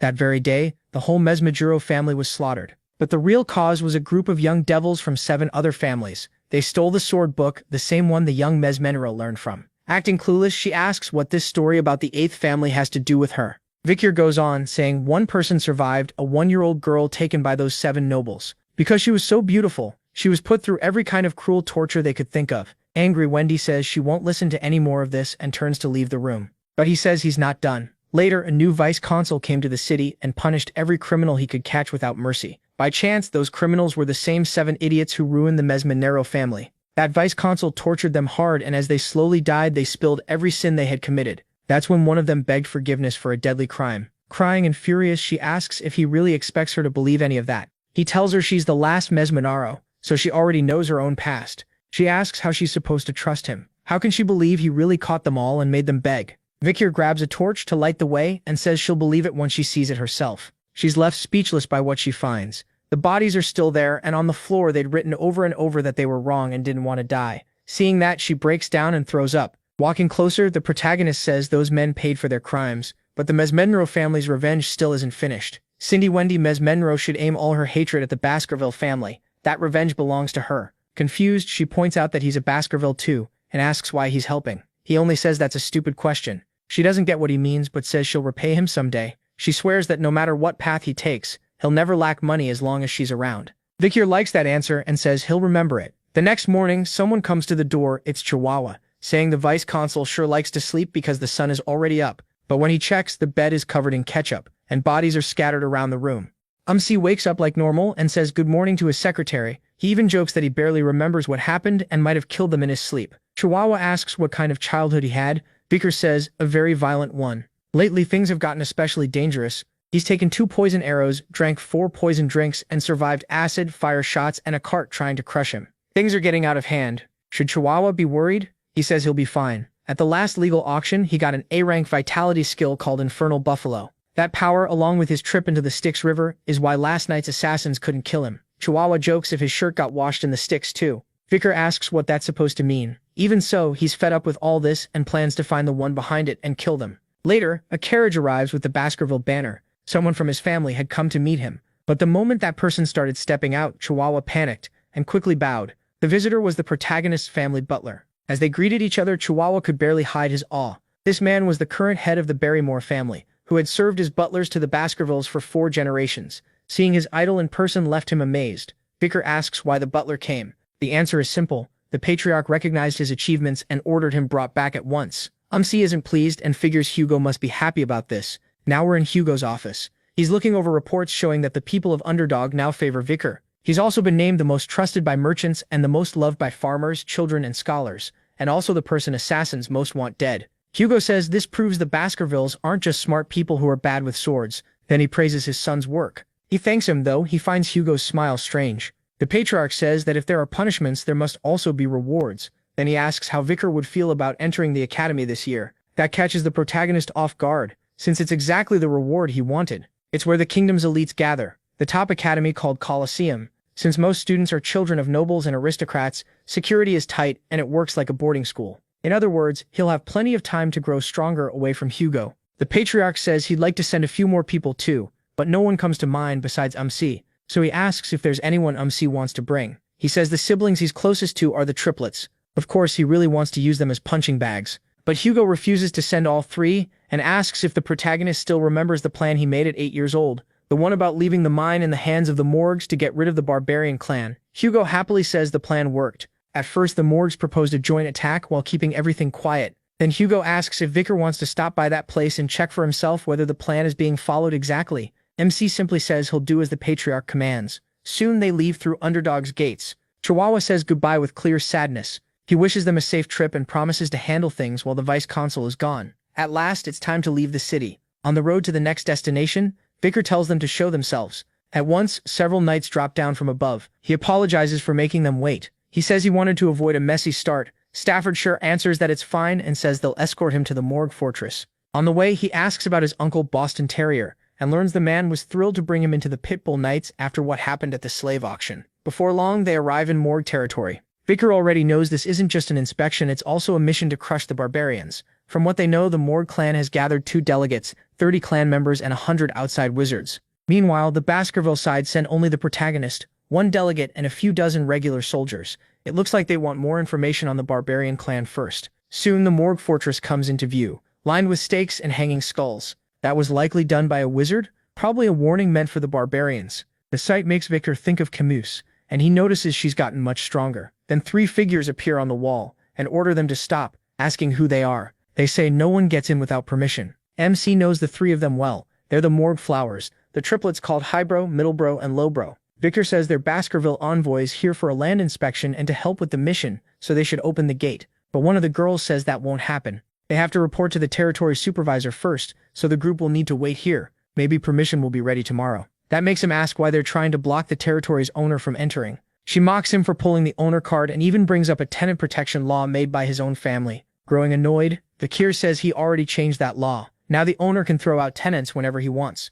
So he gives them one last warning and tells them to open the gate now. The girls panic, but one snaps and says she heard some fool was put in charge of Underdog. Then she fires a spell at the protagonist and says they won't let anyone push them around. The water attack lands right next to him. She doesn't back down at all, yelling that no one is entering Morgue territory. She even taunts the so-called Baskerville genius to try something. The knight commander starts to draw his sword, but men in the back begin shouting insults at the triplets on the wall. Vicar recognizes the voices right away and the sisters get offended instantly. The 3 boys step forward and say they meant every word. They were Baskerville's own triplets. Yeah, this was going to be embarrassing. Triplets against triplets. Even MC looked annoyed by the whole thing. Then one of the boys says he wants to repay MC for recommending them to the Patriarch so they could enter the academy. He knows these three will grow into deadly weapons and they're excellent at following orders, so he pushes things even further, planning to break them in and use them later. The boys start yelling that they're the best, while the girls answer with middle fingers and call them idiots. That only makes the sisters angrier, so they combine the three elements they control to boost their magic many times over.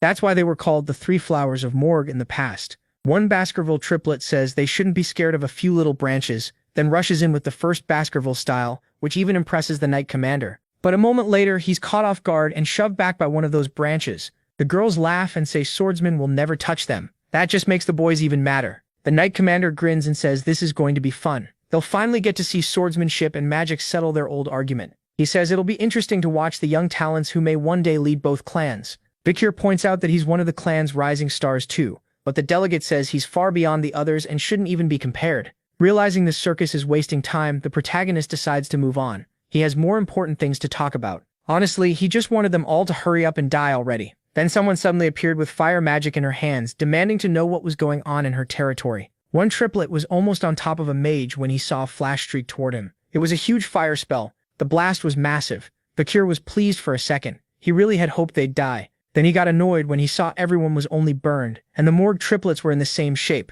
You can probably guess who showed up. MC was surprised to see her this early. Standing on the wall was Camus de Bourbon, Morgue Scarlet, the girl he met when he was 8. She says she won't forgive anyone causing trouble in her land. The triplets protest and call Camus by her first name, saying Vikir's side started it. That sets her off. She snaps that she never gave them permission to call her that, and warns them to watch their mouths if they don't want to end up hanging there. Then she looks over and freezes for a second. The person in front of her is him, Van Baskerville. Her whole attitude changes, and she says it's been over 7 years since they last met. The protagonist agrees it's been a long time. In his head, though, he notices she's grown up a lot, so this was the woman people would one day say charmed all the men in high society, Camus de Bourbon Morgue Scarlet. In his past life, men chased her and scandals followed her everywhere. Strange that he hasn't heard any of that this time, but he doesn't care much. He just asks her to open the gate. Since the triplets refuse to cooperate, Cameras gets angry, saying after all these years that's the first thing he says. Vikir asks if he was supposed to say something else, which only makes her madder.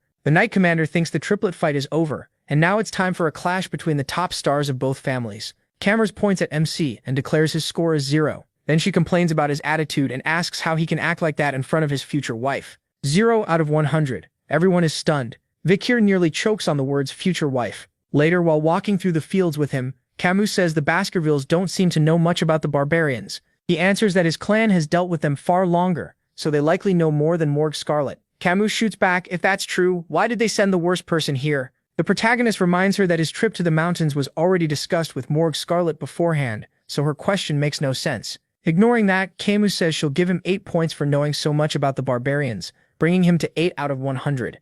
MC asks why it's so low when his answer was perfect. She says she hates smart men. In her opinion, men should be a little dumber. Then she gives him 6 points for horseback riding and asks why his horse is taller than hers, maybe because he's shorter. She hands out 4 points for fashion, saying his clothes are boring, and only 1 point for manners because he doesn't answer her properly. Vikir is this close to punching her and says she'd need about 5 more points just to fill the dent. Blushing, she suddenly gives his face 99 points, saying he's grown up a lot, then takes off 1 because he can't control his expressions. He tells her to stop with the pointless scoring, but Camus says it isn't pointless. Her husband has to meet strict standards. He asks why he would ever be her future husband. Furious again, she says it's because he passed her uncle's test. That memory only makes her more upset since her uncle turned it into a promise for a future marriage instead of one right then. Vikir tells her to forget that day and act like it never happened. Camus blushes, then suddenly throws a piece of clothing at his face hard enough to leave a mark, saying she'll never forget what happened between them. The protagonist asks what she just threw, then realizes it's the jacket he lent her back then. Camus says it isn't anything precious, but Vikir wonders why she's returning it without even washing it. Getting back to the real issue, she explains that the barbarians are raiding the mines, stealing slaves and wrecking crops. She says this wall was built only a month ago by earth and iron mages, work that would have taken hundreds of people over a year. The Bollock's arrows already left marks on it. Their shots can pierce walls 2 to 3 meters thick, and they've killed soldiers during the night without anyone noticing. Even her uncle was badly hurt by an arrow that pierced his magic shield. There's also a report from Hugo saying one of those barbarians wounded his nose. Vikir says the barbarian side must have some real talents too, and asks what she knows. Camus says there seems to be a very strong woman among them, but it's hard to tell because of the paint on their faces. Then a soldier runs up and calls for the vice captain, The search team caught a barbarian scout alive, so they head to the morgue tent, where a painted man is tied up and staring at them. He belongs to the Rococo clan of witches, and hasn't told them anything. Even mind control magic doesn't work because of strong witchcraft. Kamek asks if he remembers the raid on Morgue Fortress when his people took several captives. Among them was her distant cousin, a little girl named Rose. The man just smiles and says something in his own tongue, making the other prisoners laugh. Kami asks for a translator and wants to know where the deserter barbarians are, but her vassal says they were all killed or captured. Then Vikir says he knows a little of the Rococo language. Kami, surprised, asks if there's anything he can't do. She tells him to ask about her cousin, a red-haired, red-eyed, pale 12-year-old girl taken in the last attack. MC asks, and the man starts laughing, before answering with a cruel grin. Vikir shuts his eyes for a moment, clearly unhappy with what he heard, then tells Camus the girl is dead. She goes completely cold with rage. Then she says the other representatives are busy, so she herself, Vice Captain Camus Moore, will handle the trial. Her verdict is immediate execution. A stake drives through the prisoner. As he shouts in his native language, Camus tells him to keep talking if he wants. Once this war is over, she says, that language will only be heard in hell. The other prisoners panic, but Camus orders everyone out. Vikir watches in silence, and when he leaves, he finds her outside in tears. Even with all her strength, she's still only 15, so he tries to comfort her. Rose had been a gentle, kind girl, nothing like the rest of the morgues. He tries again, saying at least she may have died in peace. Camus asks if he thinks she's stupid. She doesn't speak the language, but she can understand it by ear. Camus asks if she heard him right, if his last words were really what she thought. The prisoner had said he did horrible things to the girl before she died. That made Camus break down even harder. She'd been holding it in, but now she fell apart, apologizing over and over for failing to protect her cousin. The protagonist thought about comforting her, then stopped. Maybe he didn't know how, or maybe he chose not to step in. A while later, Camus said they had to get revenge fast. The protagonist reached out and told her she was right. That made her blush for a second. Just as she was about to take his hand, a loud bell rang, the signal for a barbarian raid. Their chance for revenge came sooner than expected. On a hill near the fortress, a barbarian rider sat on a giant wolf with a bow ready. She took careful aim, then she fired at 2 guards on the wall. By the time they noticed, it was too late. The arrow tore through everything in front of it. After the shot, the archer shouted orders in her own language. That was the start of the assault on the Morgue Scarlet clan. The attackers quickly seized several people. They rushed in on wolves at full speed. Vikir wondered if he'd moved too far ahead on his own when a lasso flew at him. In an instant, the Baloch tribe had caught him. He barely reacted. The women were thrilled, saying they had finally found a man. Maybe this one would make a fine husband. From that, MC figured out the tribe kidnaps husbands and wives to breed stronger bloodlines. So with one motion, he sent the women flying. He added that he couldn't be their husband anyway. He was already promised to someone else. The tribe's men immediately raised their bows.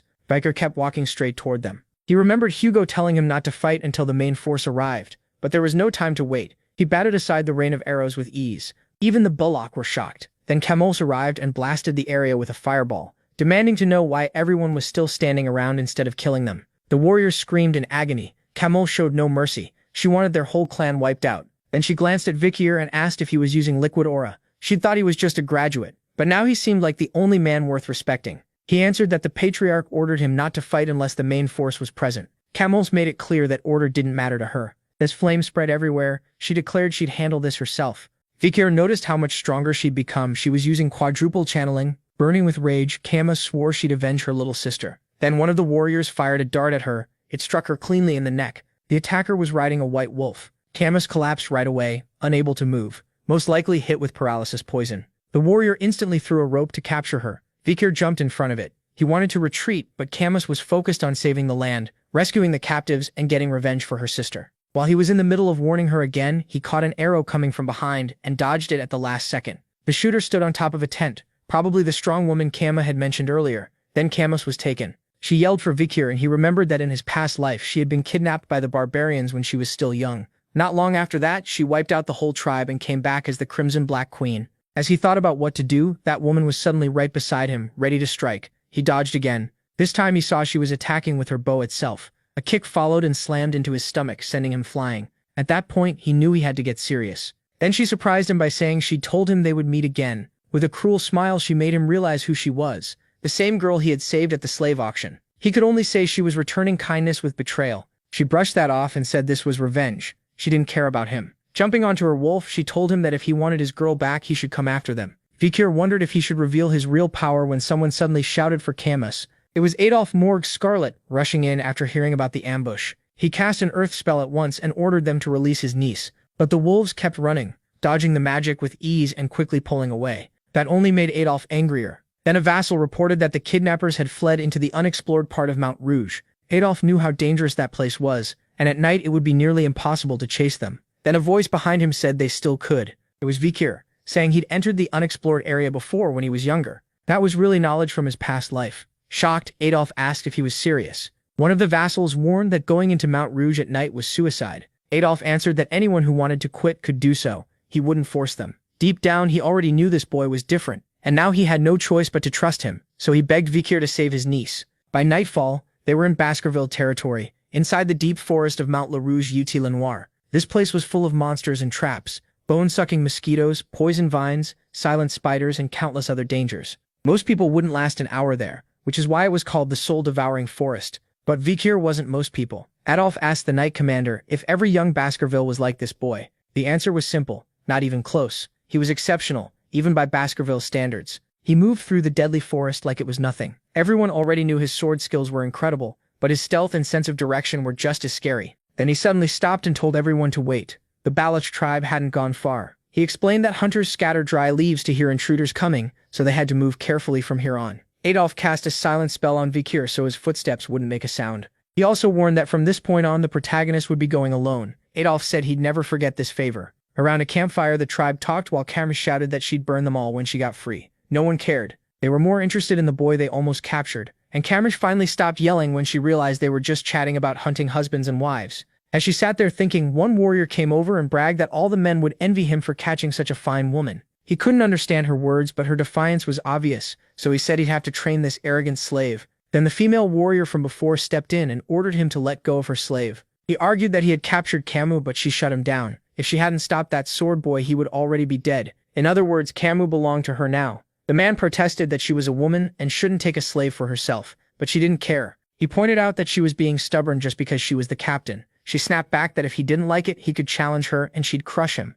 That threat made him shake. He quickly backed down and said he wouldn't challenge her. So the argument ended right there. The woman looked Camus over and said she had a fine face and strong body. She guessed Camus had an excellent bloodline and was probably the next morgue leader. Then she stepped on her shoulder and said the morgues had once captured and sold her as a slave too. At least, she said, someone had shown her kindness, and she managed to escape that slave fate. But she had no plan to return that kindness. Instead, she'd slowly carve her will into Camus's very bones and tame even her soul, until her whole life was about serving her. Then an explosion went off behind the woman. She turned in alarm, not understanding what happened. A moment later, guards shouted that they were under attack. A mage was setting the whole camp ablaze, and Camus knew that voice at once. It was her uncle, calling for his niece and hungry for revenge. The battle had already started, but Vikir noticed something odd. The Baloch hunters, usually so coordinated, were totally disorganized. They looked lost, and some even cursed the morgues for charging in and throwing everything into chaos in the middle of the night. Seeing them break, Adolf sent soldiers to chase them down. Camus was pleased for a moment until she heard someone behind her. She turned, and Vikir told her to stay quiet while cutting her ropes.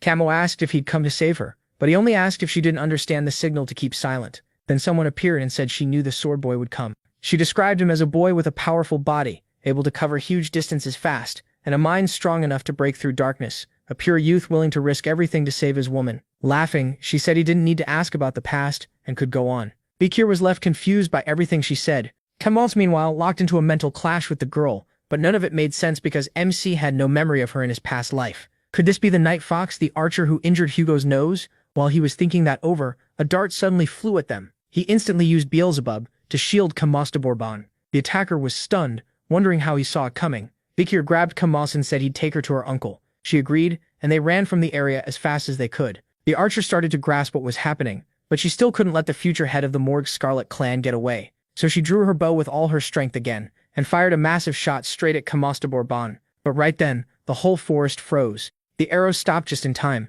That was Adolf Morgue's power. He arrived at the last second and saved his niece. He quickly began casting a spell to cure the poison, saying he'd bring her back to the sacred family. Before he could finish, Camus ran into Vikir's arms and said he had saved her again. Adolf grumbled that he had helped too, but Camus snapped back that she'd tell her mother everything. At that moment, a rope whipped over the protagonist's head. The archer was trying to drag him away, warning that they had to leave now. Then she noticed he wasn't moving at all, and asked what kind of monster strength he had. Vikir easily broke free and asked why she was in such a rush. Then a deep roar came from the forest. The archer panicked and said she had finally awakened. Even Beelzebub was warning him to run, something terrifying was coming. The archer shouted it out. Madame Eightlegs was on the way. A huge shape burst up from the ground with a crushing presence, and the Balak warriors cried out that Madame had finally appeared. At first, no one understood what they were seeing, but then that one shape split into many and shot in every direction. Adolf Morg Scarlet could only mutter that this was impossible. How had a monster like this stayed hidden here? Even Vicar was shaken. If his memories were right, the creature before them was an S-rank calamity. Madame Eight Legs, a disaster strong enough to wipe out a whole continent. Kamels was about to scream, but Vicar cut her off. He warned that even if it couldn't see, its hearing and sense of touch were incredibly sharp. He remembered many incidents on Mount Rouge, and a local had told him about a legendary creature there called Madame Eight Legs. After repeated reports, the Empire finally added her to the monster catalog. She was marked S-rank, an extinction-level monster that could destroy a nation alone. Right then, acid rained down at them. One Balak warrior screamed when some of it hit his hair, burning it off. The archer got angry and told him to stop making noise in front of Madame. Because of that sound, the monster had already turned toward them. She immediately ordered a retreat. The Morg Scarlet side also fell back. The Balaks scattered while the Morg Scarlet and Baskervilles fled in one big group, and that made them the easier target. One mage claimed bugs were weak to fire and told them to leave it to him. He launched a spell that struck the spider cleanly, and for a second the boy beside him thought it worked. Then in an instant the mage vanished. One of Madame's legs had pierced him. The boy barely saw it happen, and by then he knew it was over. He'd be Madame's next meal. Adolf, desperate, demanded to know what kind of monster this was. As they ran, Vicar went silent, then stopped and said he'd stay behind. The Knight Commander asked what he was doing. MC said that if they kept running like this, everyone would die, so someone had to stop the monster's legs. The man started to offer himself instead, but Vicar asked if he really thought he had the skill to stop that thing. He added that they couldn't let this calamity reach their land, and right now he was their best shot at tying down its legs. Then he told Adolf there was no time left, and begged him to choose. Camus could only watch in silence. Adolf hesitated until he shouted at him to decide. Then the old man ran, saying he wouldn't waste the boy's sacrifice. Meanwhile, Camus cried out, begging him not to stay. Vicar was about to draw his sword, but stopped himself. That would be pointless, and an ordinary weapon wouldn't do anything to it. To him, this was actually the perfect chance. If he could fake his death and slip out of Hugo's sight, he'd gain time to learn the 10 techniques. Once he was strong enough to avoid the Patriarch's pressure, or at least hide his power completely, he would return to the family. Pulling out Beelzebub in its full form, he knew that if he held back even a little, the S-rank calamity in front of him would kill him today. He had crossed the river Styx and mastered advanced Baskerville swordsmanship, along with the demonic blade Beelzebub. So he went all in and charged at full speed toward the monster. He leaped as high as he could, rising above Madame herself. She sensed the threat, and Vicar gathered all his aura into one strike, enough to tear the air around him. Then he unleashed the 5th Baskerville Fang. The blow was so massive that a bright light burst through the forest. A moment later, it exploded, and the sound carried for miles. Camuse de Bourbon couldn't believe it. She broke down crying for him.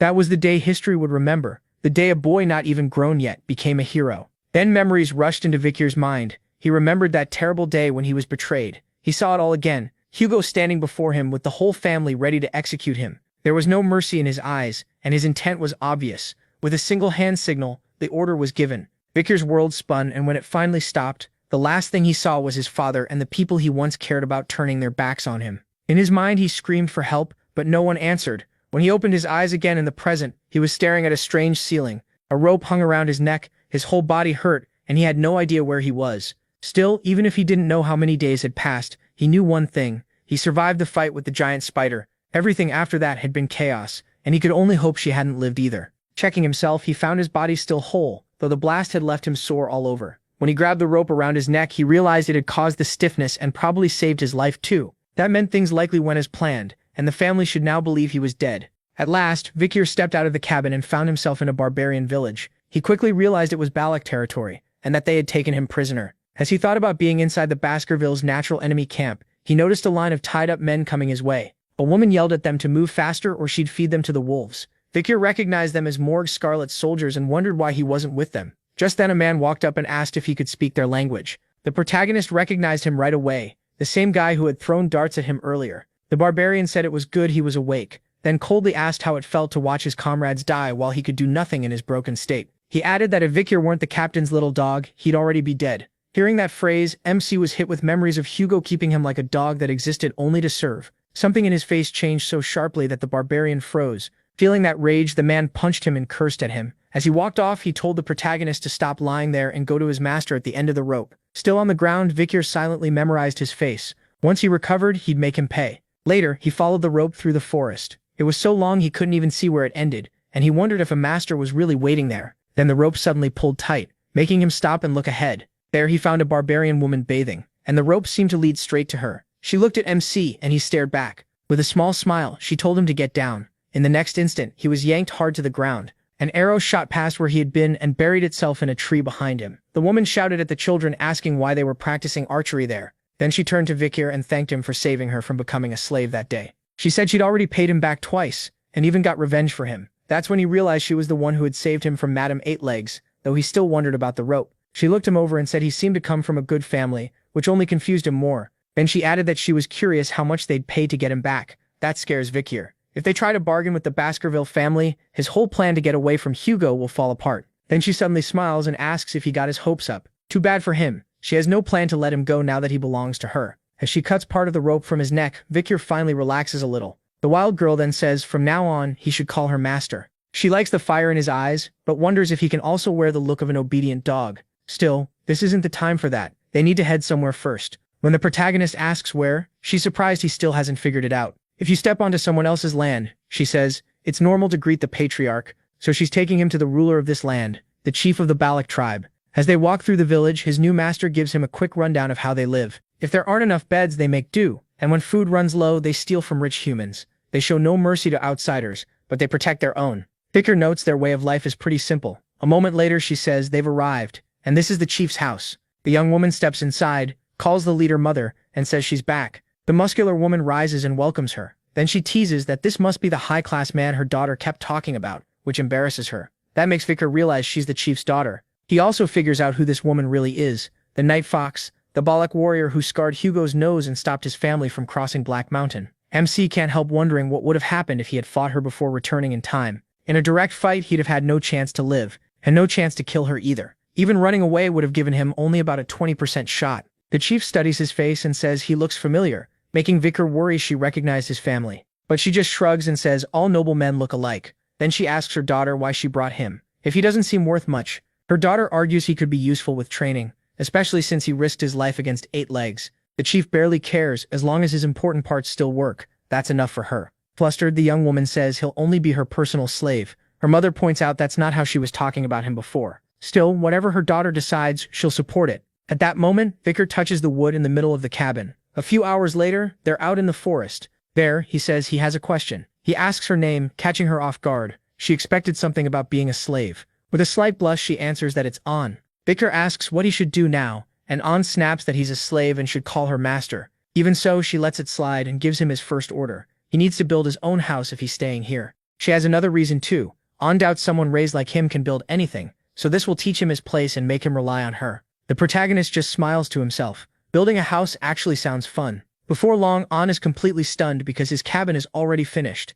She can't believe it. She thought he wouldn't know the first thing about surviving, and everything she brought to help turns out useless. Vikir says it's been a long time. In his past life, he learned a sword wasn't enough to stay alive, so he picked up survival skills too. Looking over the cabin, Ian notices he even made a drainage space for rainwater. Then MC points out that the chief's tent looks shaky. If it rains, water could flood in and weaken it. So he asks if he can use limestone to strengthen the house. A little later, he's mixing limestone while An watches. Soon he fires the mud and makes bricks. Then he heads to the chief's house, and An explains what he's doing. The muscular chief looks impressed when Vikir builds a brick support around the central wooden post. She says the house stayed weak no matter what she tried, and she never realized the wooden pillars were the issue. Thanking him, she says her daughter caught a very useful man and hopes he'll keep helping the Balak tribe with repairs.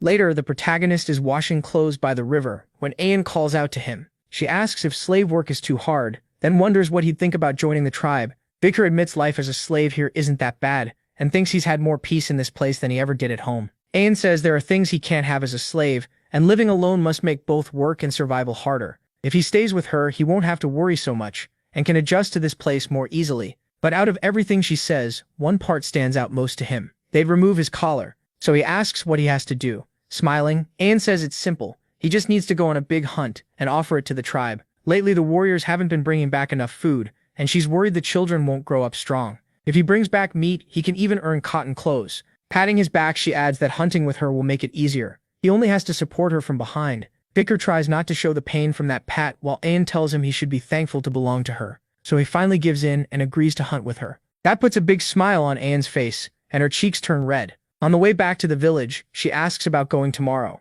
MC agrees, then asks why she's smiling so much. But this calm moment doesn't last. They're being watched by the barbarian who punched Vicar earlier. He curses his nerve as he watches him get close to the chief's daughter. Nearby, a man scoops dark powder from a bucket and calls the hunters together for the report. The shaman says they need his blessing before leaving, or they might die out there. Ayan explains that the hunters feel guilty for killing their prey, so they smear charcoal on their faces for protection from the gods. Vicar is surprised the Balak tribe even has a shaman, while the other hunters grumble about doing this every time. Some even complain that his prophecies have been weak lately. The protagonist wonders if the role is basically useless, since everyone here seems to live the same way anyway. Then Ayan shows up with her face covered in charcoal. Vicar jokes that she looks beautiful like that, and she gets mad. She tells him to shut up, it's not like she wants this. Then she hands him a new collar and tells him to put it on. It's meant to show he's under protection, so another hunter won't claim him. MC doesn't like it, but he decides it's easier to accept these things for now. Later, the two ride out on a giant wolf, and Ayan tells him to hold her by the waist. He refuses, but the moment the wolf lunges forward, his body gets thrown back. With a sly smile like she expected that all along, she says that's why he should have grabbed her. If he holds tight, he won't fall. After landing on the ground, Vicar tells himself he really needs to deal with this situation. Then he notices someone coming, the same man who watched him and hit him before. Ayan calls him Ahan, and he complains that she's flirting with a slave again and going way too easy on him. He boasts that this time he'll bring back a huge catch and become the next captain. While listening, Vicar suddenly notices something flying at him. It's Ahan's kick, and it lands right on his head. Right after, Ahan says she never should have given a slave a guard collar, and asks how a half-broken man like this is supposed to help on the hunt. Ahan, who looked worried before, now smiles and says she gets his point, but he lost something important too, and sure enough, something is missing from his waist. Spitting a little blood, Vicar holds up Ahan's arrows and tells him to watch his weapons better. If he can't even do that, he won't be able to. Furious, Ahan rushes in to punch him again, but Ahan steps in before he can. She asks who owns this slave because only that person gets to decide what happens to him. Ahan argues that a mere slave insulted a warrior, but Ahan shoots back that he started it by insulting Vicar first. That only makes him madder, and he asks if she's fallen for this loser. Without changing her expression, Ahan says that if a slave crosses the line, then yes, he deserves punishment. But Ahan has no right to do it, because the slave isn't his. Then all of a sudden, Ahan slaps Vicar across the face, spraying blood over the grass. Ahan is left staring in shock, while he drops to the ground from the hit. With a cold glare, Ahan asks if that satisfies him now. She explains that she needs this slave to help with her daily life, and she knows Ahan hates the fact that Vicar belongs to her. But she warns that if he touches the protagonist again, the one getting punished won't be the protagonist. That threat makes him freeze. Meanwhile, our hero is left on the ground, covered in bruises. A little later in the forest, Ayan looks full of regret. Vicar's face is still swollen from the beating. She asks if it hurts and whether he's mad at her. Ayan says she had no other choice. That guy wouldn't back off, so this was the only way to stop things from getting worse. Then MC suddenly admits that yes, it hurts. In one quick nimble move, she flips herself up while riding the wolf, and leans close to his face, asking how bad it is and whether the wound is serious. Vicar van Baskerville tells her it's not that bad. Then, just before saying a hit like that won't kill him, Ayan kisses him on the mouth. After that unexpected moment, she pulls back, embarrassed, and wipes her mouth. He just stares, completely lost. He wonders if this is how barbarians treat wounds, then thinks it's actually pretty risky since it could infect an open cut. Ayan asks what he wants, saying she'll give him anything she can. That makes him ask if she really means anything. Vicar van Baskerville pauses to think. Ayan goes stiff, wondering what he's about to ask for. She's clearly expecting something very different. But instead, the protagonist Van Baskerville asks her to teach him archery. Totally let down, she says. The special lessons start tomorrow, so no. The next day, arrows start flying into a tree, while Ayan says her slave has no talent for the bow. In truth, she's mostly using the lesson as an excuse to touch him a little. She explains that this is how children training to be warriors start out. Since he can't handle a sword in his current shape, he should at least learn the bow. Just then, the white wolf shows up and grabs her attention. Ayan asks if it found what she sent it to look for.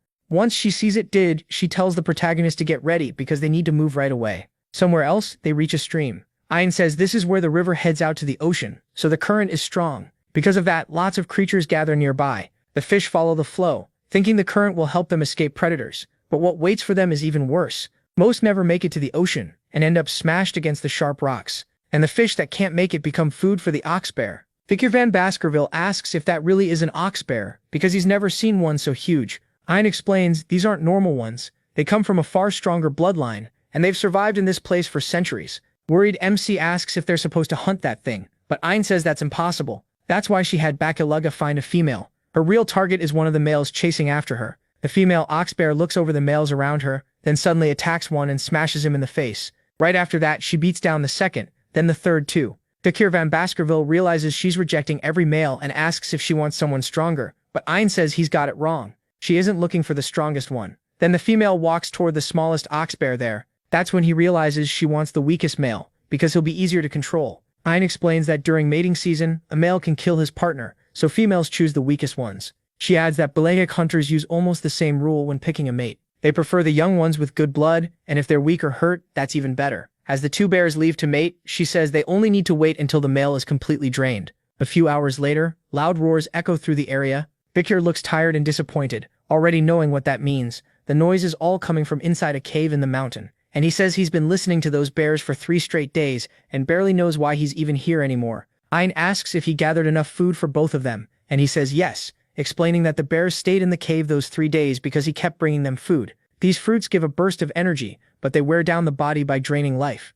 The females are smart enough not to eat them, but the males will swallow anything to keep up. While making soup, Ein tells Vicar to eat well, but he can't focus at all with the bears going wild inside that cave. Then she casually says that's normal, which catches him off guard. She adds that the men in her tribe are the same, and wonders if his people aren't like that. Suddenly she asks how he's doing, and leans in, curious if he thinks he can, but before she finishes, a huge roar blasts out of the cave. At once she tells him to get ready, saying the female must be sure she's going to get pregnant now. When the male collapses inside the cave, the female roars and drives him out. Ein explains that once it's over, he's just another predator in her territory, so she chases him off for good. Fakir van Baskerville says the male hasn't slept in 3 days, so now he'll look for somewhere to rest. He'll hide in a safe spot to recover, and that's when the real hunt starts, because they'll follow him while he sleeps. Sometime later, the two move through the mountains. Even though he's exhausted, Fakir keeps walking and soon realizes they're searching for a place with no danger, somewhere animals don't usually go. He notes how smart that is. It feels less like instinct and more like something learned over time.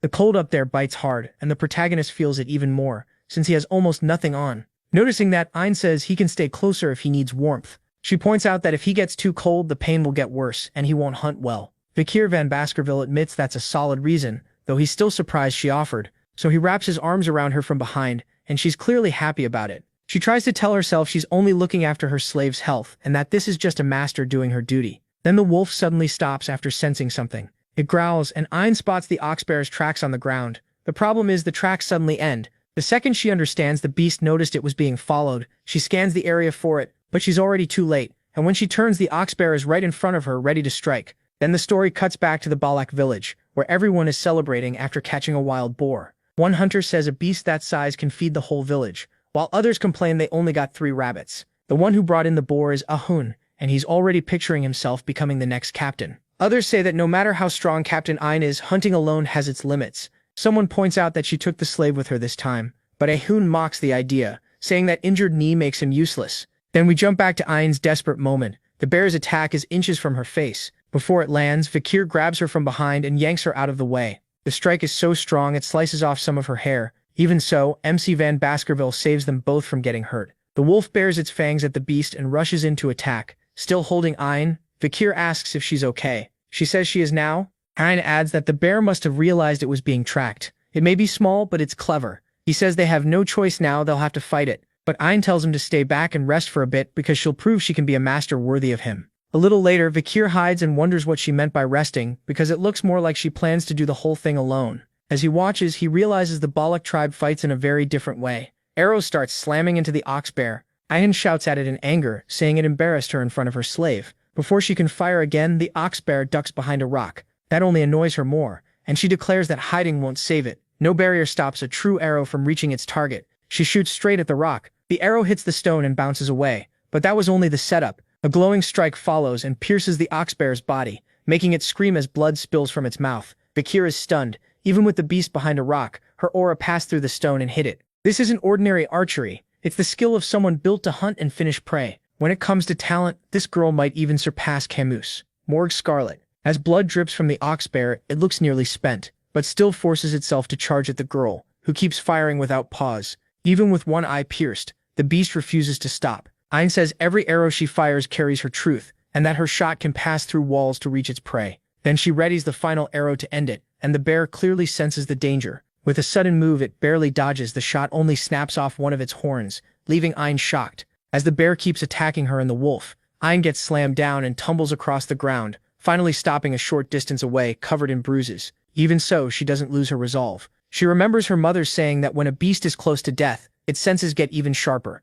She had put everything into that last arrow, and the second she relaxed, the bear caught her off guard. Now it slowly moves toward her, looking far bigger than before, and Anne thinks this is where she dies. Then Vickers shows up, asking if she's done proving her pride as a master, and steps in to strike the bear with his bare hands. Now it's his turn. He thrusts his hand toward the beast's mouth and at the last instant activates Beelzebub in his arm, blasting out a huge wave of fire. Ian freezes, shocked by where that flame came from. The bear is too drained to fight back, and Vickers stands over it without moving. Watching him, the young woman seems even more drawn to him. But he's only acting tough. He pushed himself too hard with that last move, and drops unconscious just as the bear finally goes down. By the time they return to the village, it's already night, but nobody is resting. The whole place is celebrating the day's hunt. People pass around big bowls of soup while Anne explains that whoever brings in the biggest prey earns the village's respect and thanks. She asks Vickers how it feels to be the hero of the hunt, but he really doesn't care. She goes on, saying ox bears are strong, savage, and smart, which is why they count as a true hunter's prize.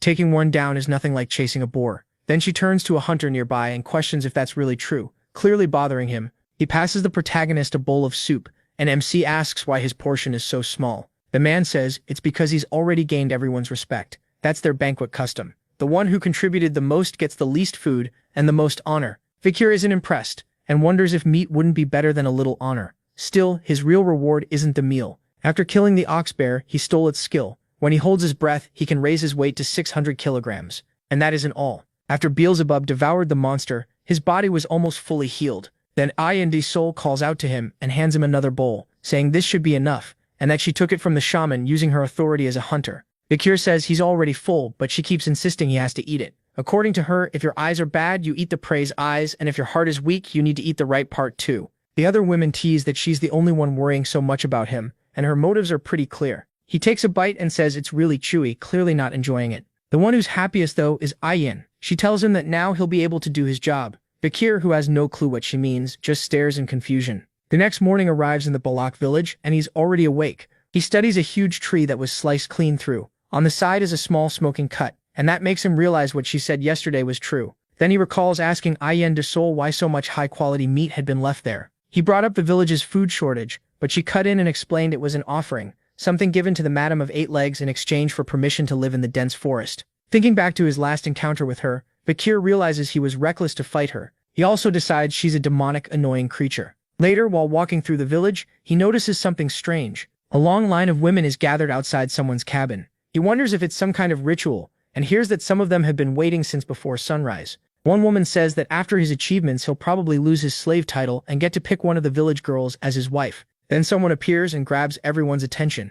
Ian de Sol storms in, furious that they dared mess with what she calls her property. The women don't care about monogamy and tell her to use him first, then pass him along. Ian refuses. She wants Vickers to herself and has no plans to share. With a dangerous glare, she warns that she'll deal with anyone who tries. After they back off, she mutters that they were like snakes trying to steal from her. She adds that since she gave him that dish yesterday, she expects him to do his job as a man. But then she turns and notices Vickers has been watching the whole time. He stares back seriously, wondering what exactly she fed him last night. Ian de Sol tells him her mother called the elders together last night, and thanks to his honorable hunt, he can ask for anything. She already thinks she knows what he'll request when he meets the village chief. A little later, they head to the leader's tent. The elders sit on one side and the tribe's top hunters on the other. In the center, Vickers kneels before the village chief. The powerful woman watches him from her seat. She says she heard he was the one who brought down the ox bear, and thanks to that, she gets to enjoy excellent meat. She thanks him for his work and notes that his body seems to have recovered well. Vickers politely agrees, though inwardly he feels this situation is familiar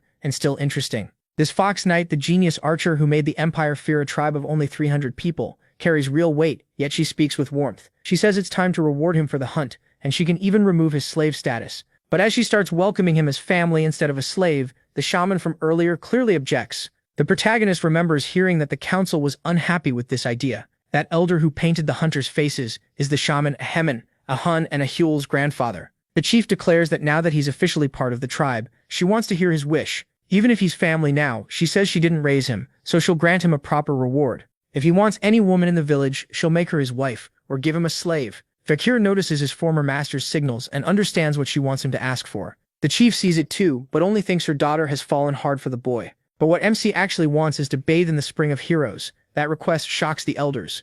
Ian de Sol, though, looks thrilled. The tribe chief's voice turns sharp as she asks if he even understands what he just requested. The shaman snaps at him too, demanding to know who he thinks he is. Only warriors with great achievements are allowed to bathe in the Spring of Heroes. Ayan agrees only those who have proven their strength can enter it. Ayan Desol argues that he already proved that by bringing down the ox bear. The chief asks again if he truly knows what he's demanding, and Vakir calmly says yes. The Spring of Heroes is sacred, reserved for the greatest warriors. Its water can heal both inner and outer wounds, but it takes a long time to gather enough, so only the most accomplished fighters are allowed to bathe there. One elder says they can't allow someone who just joined the tribe to use it, while another says it may be worth it because the boy has great promise. The chief actually seems willing to accept, but the shaman and his supporters push back hard. Then something suddenly interrupts the meeting. A sound echoes across the whole tribe. Fakir asks if it's a war signal, but Iowan says no, it's visitors. Nobody would be foolish enough to attack the Balak tribe. The chief says they'll continue this later, and dismisses everyone. The shaman elder is clearly unhappy about that,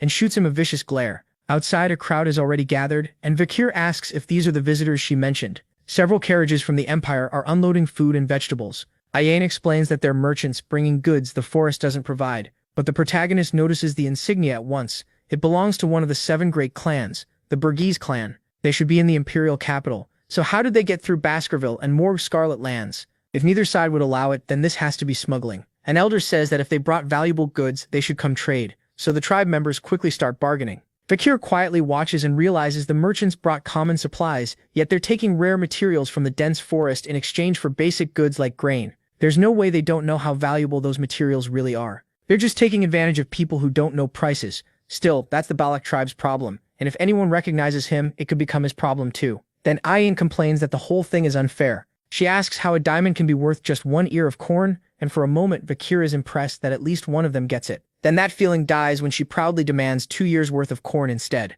thinking she made a great deal. The others follow her lead and start asking for more in their trades, which only annoys the old merchant. But since he can't really argue with a tribe full of warriors, he gives them what they ask for. Even so, he still thinks they're idiots who have no clue what their goods are actually worth. Right then, a little girl walks up and tries to trade a dung beetle larva for a glass ball that helps people sleep. The seller instantly looks sickened. He smacks the larva away and asks who would ever eat something like that. Then he turns and mutters that the girl may be stupid, but she's pretty. He even says she'd sell for a high price as a slave. A hand suddenly drops onto his head. Vicky tells him to hold it right there. The merchant freezes when he hears perfect imperial language from the young man. MC calls him out for talking about selling a child. Still, he says he'll overlook that for now. If the merchant reverses every crooked trade he made today, the man asks what he means by crooked. Vikite says he's been taking priceless goods for almost nothing. But the merchant fires back that the Balak approved these sacred deals. He adds that a kid shouldn't meddle in this, so he points at the corn. Each ear is worth 10 gold, while the diamonds he took are worth 2 million. Then he starts listing the value of every item the Balak traded away, and the merchant goes pale. This kid clearly knows prices. Looking at the glass ball, the protagonist explains it gives pleasant dreams, but it's really a drug that poisons the user. Its tiny pores slowly release the substance into the body and destroy it over time. He crushes the ball and says the Empire banned these years ago, which means they're being smuggled in. Now that his scam is exposed, the merchant starts to panic. A mustached tribesman comes over, asks what's going on, and realizes someone caught everything. Even without understanding all the imperial language, he pieces enough together to learn these traders caused the tribe's recent sickness. The merchant tries to brush it off as a misunderstanding, but an arrow instantly punches through his shoulder. He cries out in pain, and Ainzin is furious. She shouts, asking how they dared cheat the Balak. The rest of the tribe quickly understands the scam too. Still writhing in pain, the merchant realizes how bad this has gotten.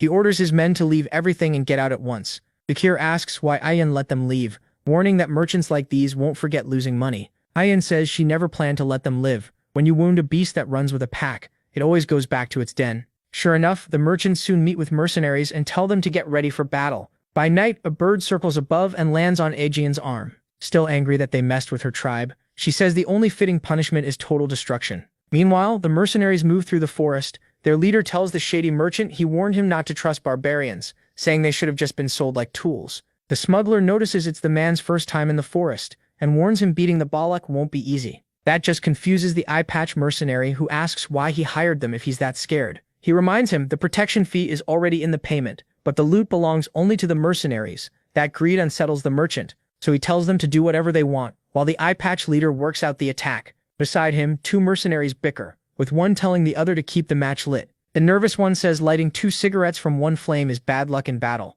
but the long-haired man laughs off the superstition. Then an arrow sinks straight into his forehead. As the mercenary leader keeps talking about what he'll do with the captured Balak, the two men beside him drop dead, and another arrow flies at him. The merchant is already terrified when blood splashes across his face.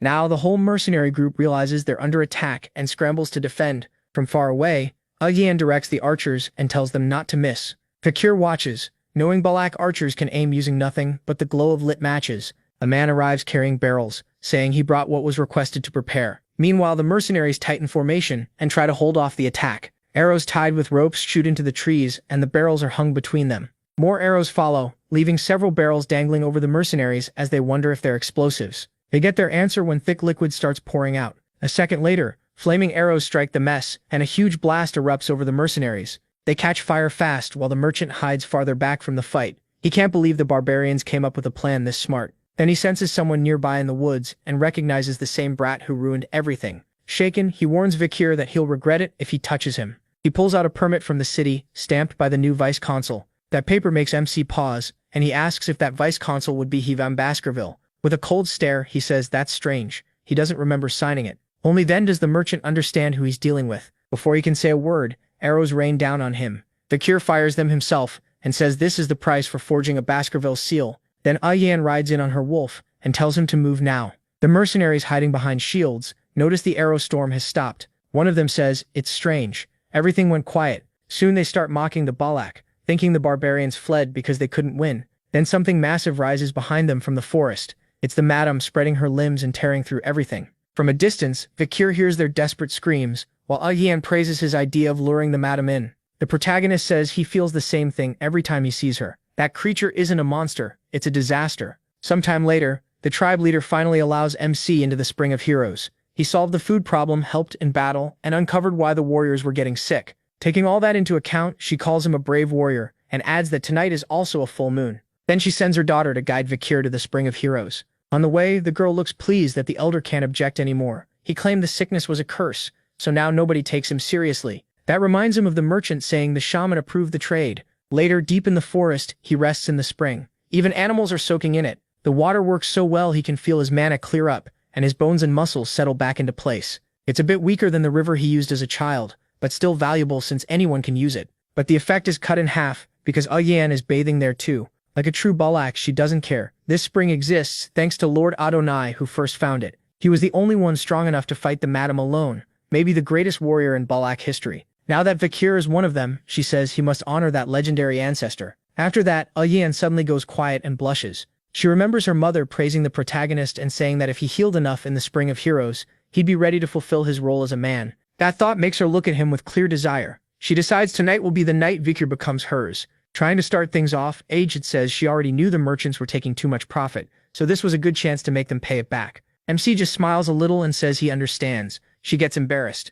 She knows the diamonds were worth far more than corn, but she still tries to act like she understood the trade, until he says exactly how many ears of corn one diamond can buy. The number makes her jump in shock. She can't understand what people even do with that stone to make it so valuable. Vikir says that part doesn't matter. Then he asks whether she'll call him slave or use his name, because he doesn't like leaving things unclear. For a moment, she thinks about what to call him, then says nothing. Instead, she moves closer and asks if he really hates ambiguity that much. Lifting his chin, she says she'll clear it up right now, because she wants to call him neither one. She leans in, ready to confess, but a bunch of kids suddenly jump into the spring and ruin the moment. They rush over to Ajan and Vikir, who both ask how they even got there. Watching the children splash around with Ajan, the protagonist keeps wondering what she planned to call him, if not slave or his name. Ajan yells that the spring's effect will be cut in half if the kids get in. But UMC reminds her she just said a true Balak wouldn't care about that. Ahun arrives and says the matriarch sent the sick children to cool off in the Spring of Heroes. That only makes Ajan angrier. Sure, her mother is mocking her. Then Ahun walks up to Vikir, thanks him for helping his little sister, and apologizes for judging him all this time. He simply says it's fine. That answer annoys Ahun. He's giving a real apology, and that's all he gets? Ajan just smiles to herself, thinking there's still time, then gets Vikir's attention and congratulates him on officially joining the Balak tribe. 2 years later, Ajan takes a brutal punch to the face and crashes to the ground as the one who hit him stares down. The other warriors are stunned by what they just saw. The winner says Ajan was weaker than expected. Then it's revealed that fighter is Vikir, now 17 and far stronger than before. Ajan asks for one more round, but the protagonist says he's done fighting. As he heads through the forest, he says he's going for a walk. Once MC leaves, one warrior says he's become a monster after recovering. Another adds that even his archery is now on the commander's level. Someone else laughs it off, saying even he could hit Ahun hard enough to make his nose bleed. That joke dies fast when Ahun says the punch never even touched him. The force of the swing alone sent him flying. Deeper in the woods, Vikir looks a little worn out. Still, he thinks he can now use the six prey perfectly. The marks he left in the stone show just how much power he's gained. He still has a long way to reach the 10th form, but mastering the 6th at 17 is already amazing. He now has 6 mana circles too, enough to rank with high-level graduates. With the River's Blessing and the Demon Sword, he could even face a top graduate. Looking off to the side, Vikir realizes it's already been 2 years since he entered this forest. He starts wondering if he should say goodbye to the tribe once his prep is done. Nearby, Ahun's white wolf gets distracted by a butterfly. He stays focused on the trail of a Machosu snake from the deep forest. He says it's huge and old, and if they catch it, they'll have enough food for 4 days. A moment later, he notices his partner isn't paying attention. He asks why she's so distracted during a hunt. She awkwardly says another hunting group wanted her to ask him something, and Vikir can tell she's hiding part of it. Then she pulls out a knife and says they found this. The dagger came from an Imperial outsider passing through the forest. She asks if the protagonist knows the emblem on it, and he does. It belongs to Leviathan, one of the 7 Imperial clans just like his own family. At first she thought it might be tied to the merchants. Then she explains those people were pouring some red liquid around the forest. Her group even caught one of them, but the man chose death over talking. Vikir keeps staring at the knife until she calls his attention again. She says there's something else he needs to hear. Then she asks if he wants to return to his homeland. She explains she hates hiding things, and a few days ago another Imperial person came into the forest. That shocks Vikir because they were probably looking for him. Ayen grows serious before dropping even bigger news. She says the woman has been coming back ever since he fought that madam, tracking his traces in the forest. With a sad look, she asks if he plans to go with her. In her mind, he must be tired of hiding and ready to leave with that woman. She thinks about stopping him with tribal rules, but knows that won't matter. To her surprise, Vikir says he has no wish to go back. That answer lights her right up. She asks if he's serious. When he confirms it, she breaks into a huge smile. She hugs her wolf in relief, happy that Vikir isn't leaving, while he quietly thinks things through. He knows he can't return until he's sure he's stronger than Hugo. He wonders whether the clan has moved past everything, or if outside forces are pushing this. Since the clan allowed a search party, their alliance must be strong.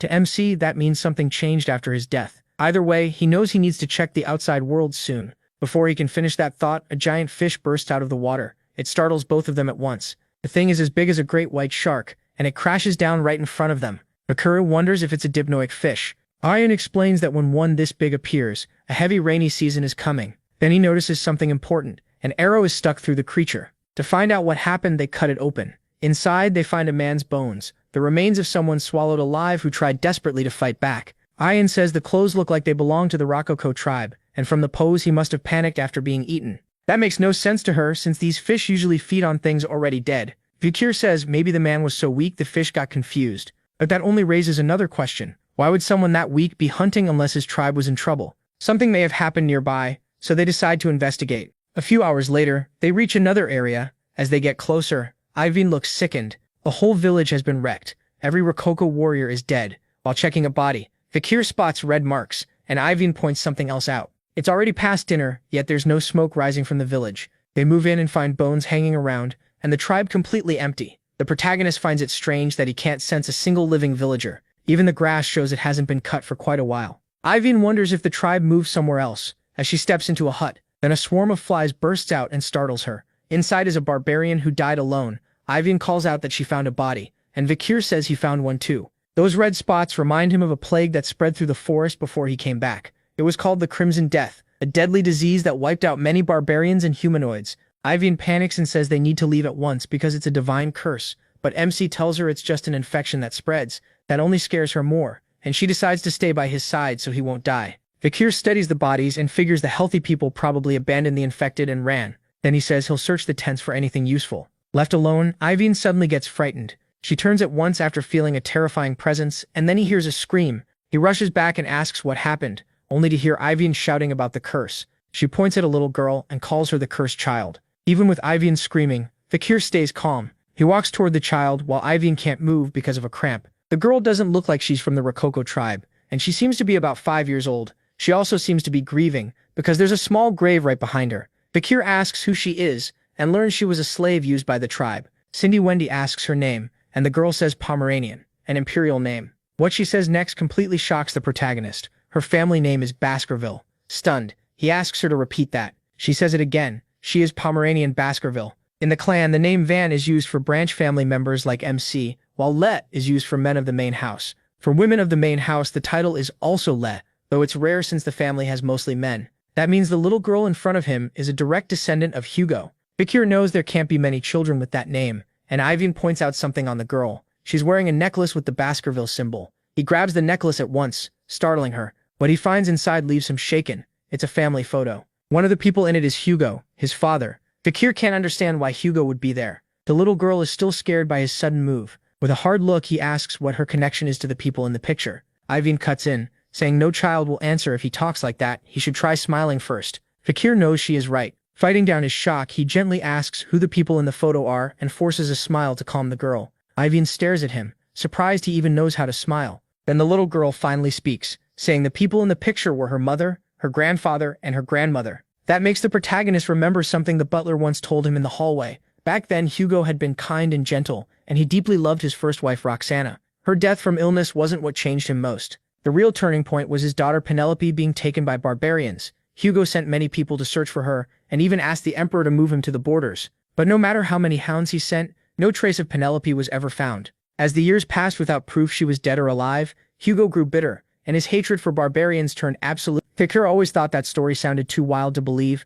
but this girl proves it. Penelope was Roxana's daughter, and this child is Penelope's daughter, Hugo's true granddaughter. He thinks about how Hugo already treats his own children like tools because of that hatred. So what would Hugo do if he learned his granddaughter carries barbarian blood? MC places a hand on her head and says the Rococo probably never treated her well. Then he tells her to come with him. Pomeranian is scared, not used to hearing kind words like that, while Vikir quietly wonders if his smile looks normal. She says his eyes and hair look like her mother's, and he explains that's a Baskerville trait, meaning they're related. The little girl calls him uncle, then she looks back at her mother's grave. She remembers her mother's last words. If she ever met someone with red eyes, she had to go with him no matter what. Vikir watches the girl step closer. She lightly grabs his clothes and says she'll go with him. In that moment, two lost souls found each other. A few days later, the girl has settled into the protagonist's cabin and asks where he's headed. She runs into his arms and he tells her he's meeting the tribe leader. Holding her, he wonders if she's scared to be left alone. It's kind of sweet, but raising a child is way harder than he expected. Since there's no other choice, he wraps her in a cloak and carries her on his back. He knows she can't grow up in Balad village and should be raised somewhere with imperial culture. The plan is simple. Leave the forest, pass through the city, and ask Chihuahua for help. Then Vicky reaches the tribe leader's cabin. She asks if some kind of plague is spreading. With the rainy season close, contaminated water could spread it fast and cause huge damage. Then the shaman suddenly shouts that this isn't a plague, it's a curse. According to him, only a great offering can stop it. Adon argues back saying it's not a curse at all and they need to move the village. The elders refuse right away. They won't abandon their sacred land. The younger ones worry about the children, asking what future is left if everyone dies. The fight between old ways and new ideas goes on for a while. In the end, the choice falls on the tribe leader. Watching from the side, Vikir thinks about the Red Death. It was as deadly as the Black Death that once nearly ruined the Empire. It spread fast, and the Empire only survived because Kami made a wall of fire to stop it. Saint Dolores from the Divine Clan also used her holy power to wipe out the plague, but her healing only covered the Empire, so most barbarians on the mountain died in the forest. That actually helped the Baskerville clan. After the barbarians died, monsters spread out of control and started attacking civilians.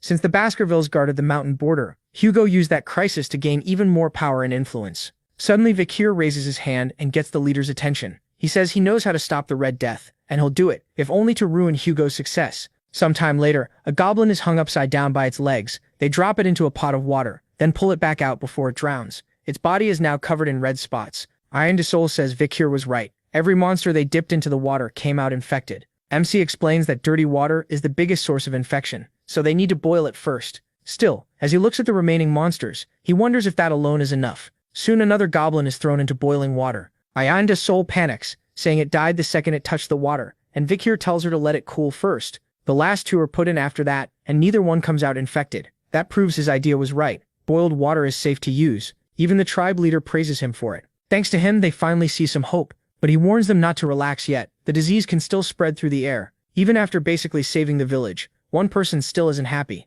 Of course, it's the shaman, who points out that the rainy season is coming, so avoiding water won't be enough. Vikir agrees. Once the rains come, the river will rise, and the damp air will carry infection too. That's why the village needs to relocate. But they've already argued about this. Many still refuse to leave the sacred ground. The protagonist answers that they can move without truly leaving it. A few months pass, and the rainy season finally begins. The river swells and turns dry land into a swamp. Even the elders are shaken. They've never seen anything like it. Nearly the whole forest floods, except for Balak village. Men shout for the ropes to be tied tighter. They're securing ladders that connect to raised platforms. The entire village has been moved up into the trees, with ladders linking one home to the next. The villagers are relieved that even with all the rain, they stayed safe. They thank Vikir, calling him the one who saved them all. MC thinks the many huge trees in this area turned out to be a big advantage, while the little girl calls out that she wants to stay with Uncle. Then something suddenly grabs his attention. He spots a creature sneaking toward a pair of distracted men. A giant snake bursts from the river and attacks them, but an arrow quickly kills it. Agen the Soul fired the shot, annoyed that this overconfident beast dared show up. As they look at the giant creature, Vikir asks if it's Mushusu, and Agen the Soul says it has ruled this area for years. Among the tribe, they call it Ka. The monster then charges and starts smashing the walkways connecting the homes. Seeing it wreck what everyone worked so hard to build, Vikir rushes in and activates Osiris Laion in his fist. With his blade ready, he says he's going to teach it a lesson. Then he unleashes the 6th Baskerville technique and lands a massive slash on the catfish. Badly wounded, the monster lets out a scream. He just keeps his eyes on it. Realizing it can't win, the creature starts to retreat. It slips back into the river, while Vikir watches. The 2 men from earlier manage to grab onto a tree before falling in. Right after that, the whole tribe starts cheering for the protagonist, who drove the monster away. They call him the great hero of the Balak tribe. The old elder looks clearly annoyed by all the praise Vikir is getting. Meanwhile, the wild waifu gazes at him with open admiration. Sometime later, we're back at MC's cabin. Food is being served, and the little niece he rescued happily starts eating. Aang is there too, enjoying the meal. Both of them praise Vikir's cooking, while he stares back in silence. Aang says she doesn't remember being invited, but she couldn't ignore a smell that good. Watching them bicker, the little girl says they look like a couple. That makes someone very happy, and she hugs the child, calling her adorable. He can only wonder when those two got so close. Then a sudden gust of wind cuts through his thoughts. He looks over and sees someone entering the cabin. Aang glares and demands to know why he's here. It's a Han standing there soaked from the rain. He calls out to Vikir and with tears in his eyes says the protagonist has saved the village again and again, so maybe he can do it once more. Then he begs him to save his sister. She's come down with the rare Red Death. The two hurry to Ahan's cabin. There, Vikir finds his sister weak and barely moving in bed. Seeing her condition, he asks how long she's been sick. Ahan says she probably got infected while collecting wood in the swamp. Aang adds that the girl is kind and always tries to help everyone. Before MC can answer, someone else barges in. It's the elder, already angry that his grandson ignored him and ran to the outsider for help. He keeps hurling insults, claiming his granddaughter is suffering because of the Empire's spy. Vikir and Aang watch the argument tensely as the elder yells and strikes his grandson, saying he's nothing like his mother or father. Opening his umbrella, the old man says this one last time, it's a curse, and only a sacrifice can stop it. Then he orders his grandson to quit trusting the Empire's spy and says the leader will finally listen to him now. Ahun can only stand there crying, his cheek bright red. Then Vikir speaks up. There is a cure. He turns to Ahun and tells him to wash everything his sister used with hot water, then burn mugwort leaves to keep insects away. That should buy them time until he finds the cure. Ahun wipes his tears and says he'll do it right away. Aang then asks if he really can save her. Vikir says yes, but he'll need her help too. To save the girl, he has to leave the village. Only outside can he get the cure. The wild waifu snaps at him, saying this is no time for nonsense. He's part of the tribe now. He can't just come and go from the Empire whenever he wants. Vikir already knows that, and he also knows the chief will probably give up on saving Aal. That's why he needs Aang to keep this secret, so he can leave and return unnoticed. With a serious look, he asks if she can do that. Faced with his resolve, the wild waifu hesitates, scared and unsure. Sometime later, the flood is still tearing through the forest. Someone moves across the river by stepping over floating tree trunks. It's Vikir, heading fast toward the Empire with something strapped to his back. As he keeps moving, he senses something. He stops at once, turns around and asks why someone is following him. The person behind him is Aang. Vikir asks if she came to stop him, but she says she's going with him, until he warns that she'll only slow him down. At the very least, she asks him to leave Pommering there. Even knowing he's from the Empire and tied to the Red Death, she only wants to understand one thing. Just as she tries to speak, she remembers how from the moment they met, she felt her life would stay linked to his. But all this time, she never got to ask despite all the warm moments they shared. After every adventure and close call, she still fears he might vanish before answering. With a heavy heart, she asks the one thing that matters. Will he really come back? She shuts her eyes, bracing for the worst. Then he tells her yes, he will return, and tears spill down her face. But when she looks up again, he's already gone, and all she can do is hope he keeps that promise. Sometime later, we move to the protagonist's mansion in the city of Underdog. There, Chihuahua lets out a small sigh when he notices it's already night and the paperwork still isn't done. He walks to the window thinking things were a lot livelier when the young master was around, and he still can't accept that someone so young might be dead. With a pitiful look, Chihuahua admits he misses the young master. Then he's startled when the protagonist suddenly says he's here. The supposedly dead young man is right in front of him, hanging upside down. Chihuahua's mind races, wondering if he's lost it and started seeing ghosts. Dropping onto the windowsill, the protagonist asks how his favorite secretary, Chihuahua, has been. Later, after calming down a little, the secretary asks if he really fought a monster in the forest, got hurt, and ended up joining the barbarian tribe because of it. He still struggles to believe this isn't a ghost, and Vikir realizes that's why he was so terrified, then says his secretary hasn't changed at all. That makes the dog-like secretary burst into tears, saying he's just so glad he is alive. A second later, though, he asks who the child is, even imagining she's the protagonist's kid with a barbarian. Vikir explains they share the same bloodline, so they look alike, but it's not what Chihuahua thinks. Then he asks him to watch over Pomeranian while he's gone, and if possible teach her the basics. Knowing that raising a child while running city matters won't be easy, MC tells him to find Cindy Wendy. Hearing that name, Chihuahua realizes it's the criminal he let go 2 years ago. Even then, he asks how he's supposed to find her, and he reminds him of the time he gave 10 billion to a girl. Since no one else is helping her, she should be easy to approach and likely with the child. If she refuses, he can tell her the protagonist is alive. After agreeing, Chihuahua asks when the young master will return. Vikir says he still has something to finish. Remembering the promise he made to Ayane, curing the Red Death may actually be simple. He just needs 1 drop of holy water from that clan. So what he has to do is obvious. With firm resolve, he says he's heading to the sacred Quo Vadis clan. Soon after, 2 guards stand watch at the castle entrance. A moment later, they spot something coming closer and lower their spears to stop the cart, saying they need to do a quick inspection. First, they confirm the driver is Joseph, the man who runs the oil shop on the first floor. Then they move to the barrels and ask to check what's inside. The old man protests, asking if that's really needed since he comes here all the time. But the guard says orders are orders. So a knight steps up to a barrel and wonders if he should open it. He picks one at random. As he starts lifting the lid, the old man panics, clearly worried about this barrel. Slowly, the knight opens it and gives it a suspicious look, after noticing something inside. But it's only oil, just like Joseph said. The guard tells the driver he can pass, and the man looks relieved. He even welcomes him to Santa Mecca, the bright holy city. Once they're moving through the city, the driver turns to one of the barrels and says he can come out now. A hand suddenly smashes through the lid, startling even the old man who knew someone was hiding in there. The broken lid drops to the ground, and out steps a masked man in black, his whole body slick with oil. Wearing a plague-like mask, he says nothing. The driver says he kept his end of the deal by getting him into the city and asks if he can go. The masked man tells him to wait, then hands over the promised boar-bear teeth. He soon heads for the darker part of the city, while the merchant watches, remembering he stayed submerged in oil for over 2 hours, and thinking no normal human could do that.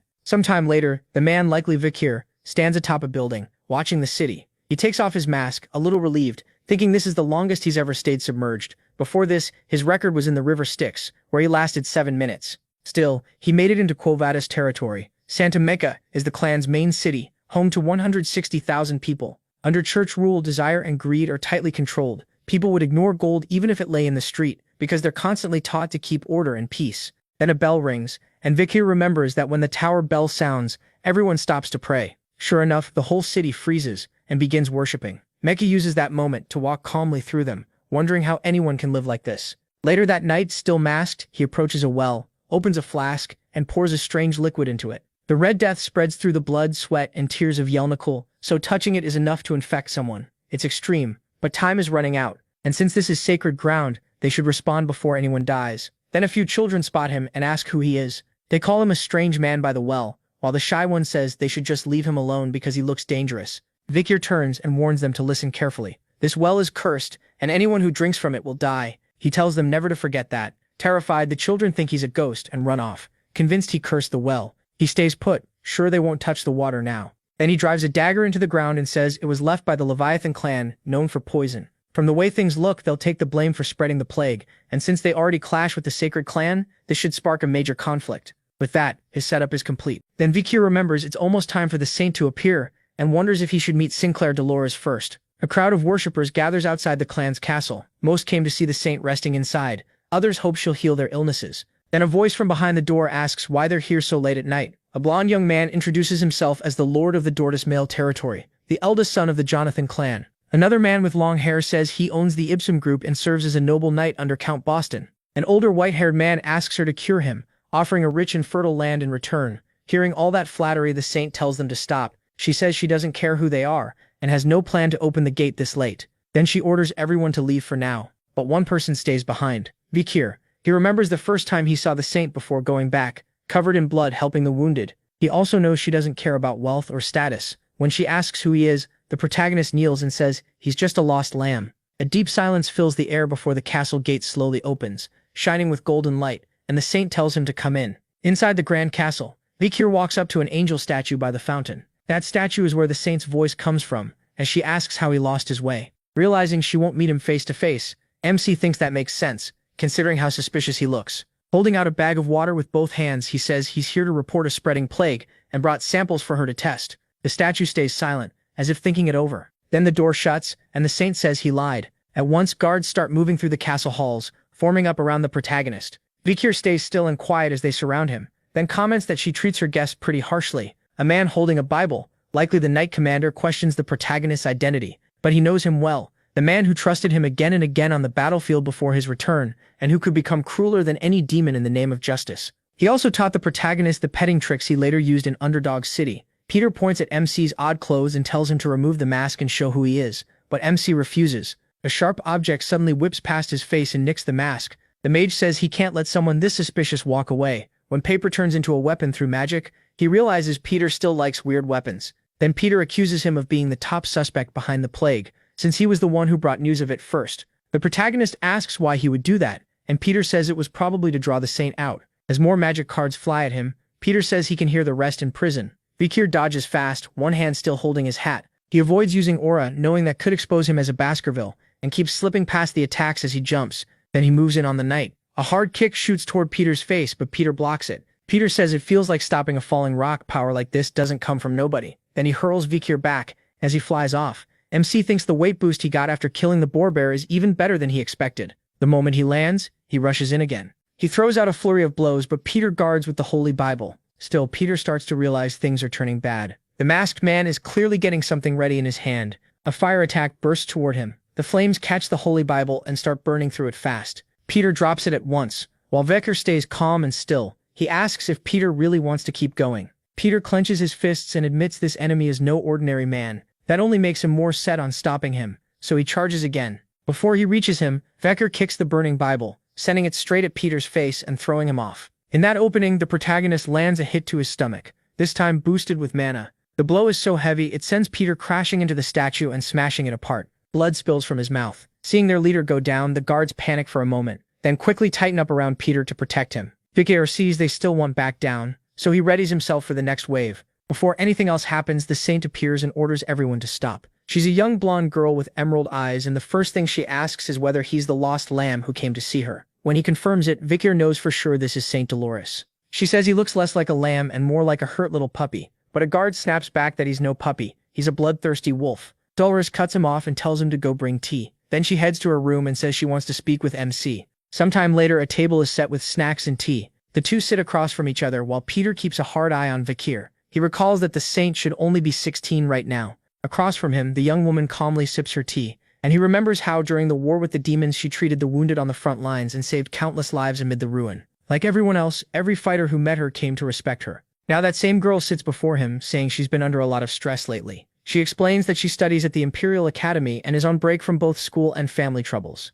Even so, merchants and nobles keep coming to her all day. Most of them just want help with problems caused by narcotics, and none are truly dying. So she wonders why people only care about what's right in front of them. Vikir answers that theology is really about understanding people, so that's only natural. She's surprised anyone still knows such an old line, but the protagonist says that matters less than the epidemic spreading through the city's sewers. Once she confirms the water is infected, Dolores asks in a cold voice whether he had a hand in it. He asks again why he would come warn her if he were behind it. Knowing suspicion is unavoidable, Vikir decides to show proof and starts preparing something. That sudden move alarms Peter, who instantly steps in front of the saint and makes her flinch too. Then tiny mana particles rise, green light wraps around MC, and he says he doesn't like hurting innocent people, especially not in his homeland. Dolores is shocked that he's using divine power and asks if he follows Loom. He ignores that and says suspicious people were pouring the liquid into the sewers. She asks if that's true and why anyone would do it. Vikir thinks the goal must be to bring down the family, and he already knows who could gain from that. Then he lays out a large map and points to Leviathan, saying they're the only ones who could make something like this and profit from it.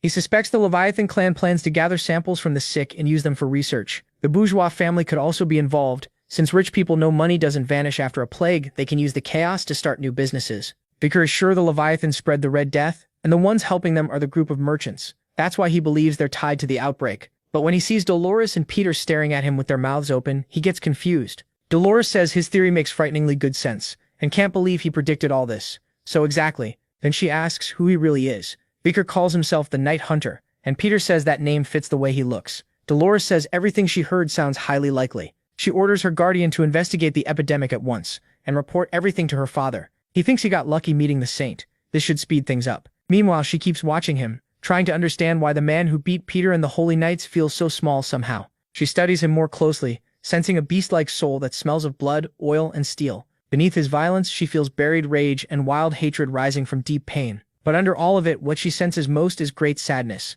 So once again, she wonders who he really is. Later, the city is swallowed by green fog. At a small chapel, the women inside are crying in desperation because the saint has finally arrived. A nun begs her to save them from the epidemic. Dolores is stunned. The Night Hunter was telling the truth. Beaker stays quiet and watches. In his mind, he apologizes for dragging civilians into this, but at least there are no children here, so the fear he spread likely did its job. The sickness is still in its early stage, and now he has no choice but to trust the saint. As Dolores walks toward the suffering people, she softly tells them not to be afraid, because Lum's holy love will heal them. Then she starts to pray, and a tear rolls down her face. The moment it falls, a bright light begins to pour out, filling the whole cathedral where the sick are gathered. Before long, the people covered in red spots are healed, and the marks vanish. The nuns can only stare in shock at the miracle, then thank the saint for saving so many at once. Beaker remembers this power well, and knows he must bring the miracle of the saint's holy water to the forest. A few hours later, Dolores studies a map in her room, marking key spots under a single candle. She knows divine power only treats the sick for now.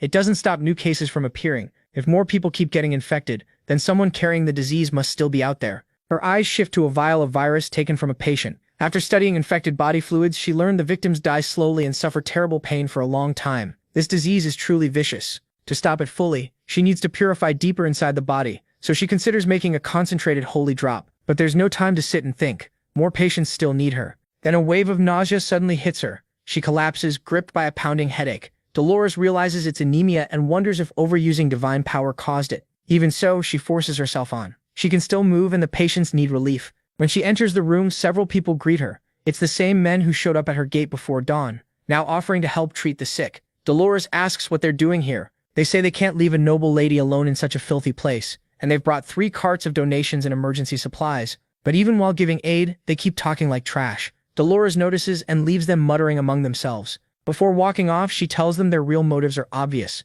After she leaves them behind, the men gush that the lovely lady warms their hearts. That mood vanishes once they reach the cabins holding the patients. The scene is far too much for proud nobles like them, and while one patient is being treated, they complain about the awful smell and worry more about their shoes and clothes than the sick. They even ask the priests helping the wounded to treat them first, afraid they might catch the disease. She expected this. Coming here with selfish motives is a sin, and those men clearly don't get it. The sick need compassion, not pride. True kindness and sacrifice are what bring someone closer to God. Moving deeper into the tents, she reaches the far end of the camp. She knows the worst cases are here. As she walks, she softly apologizes for being late. Even her steps begin cleansing the area around her. Then she enters the inner tent. Right away, someone calls for saline. A man grabs a scalpel and starts operating. The priests are shocked. They've been treating patients for hours, and now they start wondering if divine power isn't the only answer. He makes a small cut, then uses divine power to seal the wound and attack the sickness itself. The doctors quickly realize he isn't just blessing the surface, he's sending the power straight to the infected spot.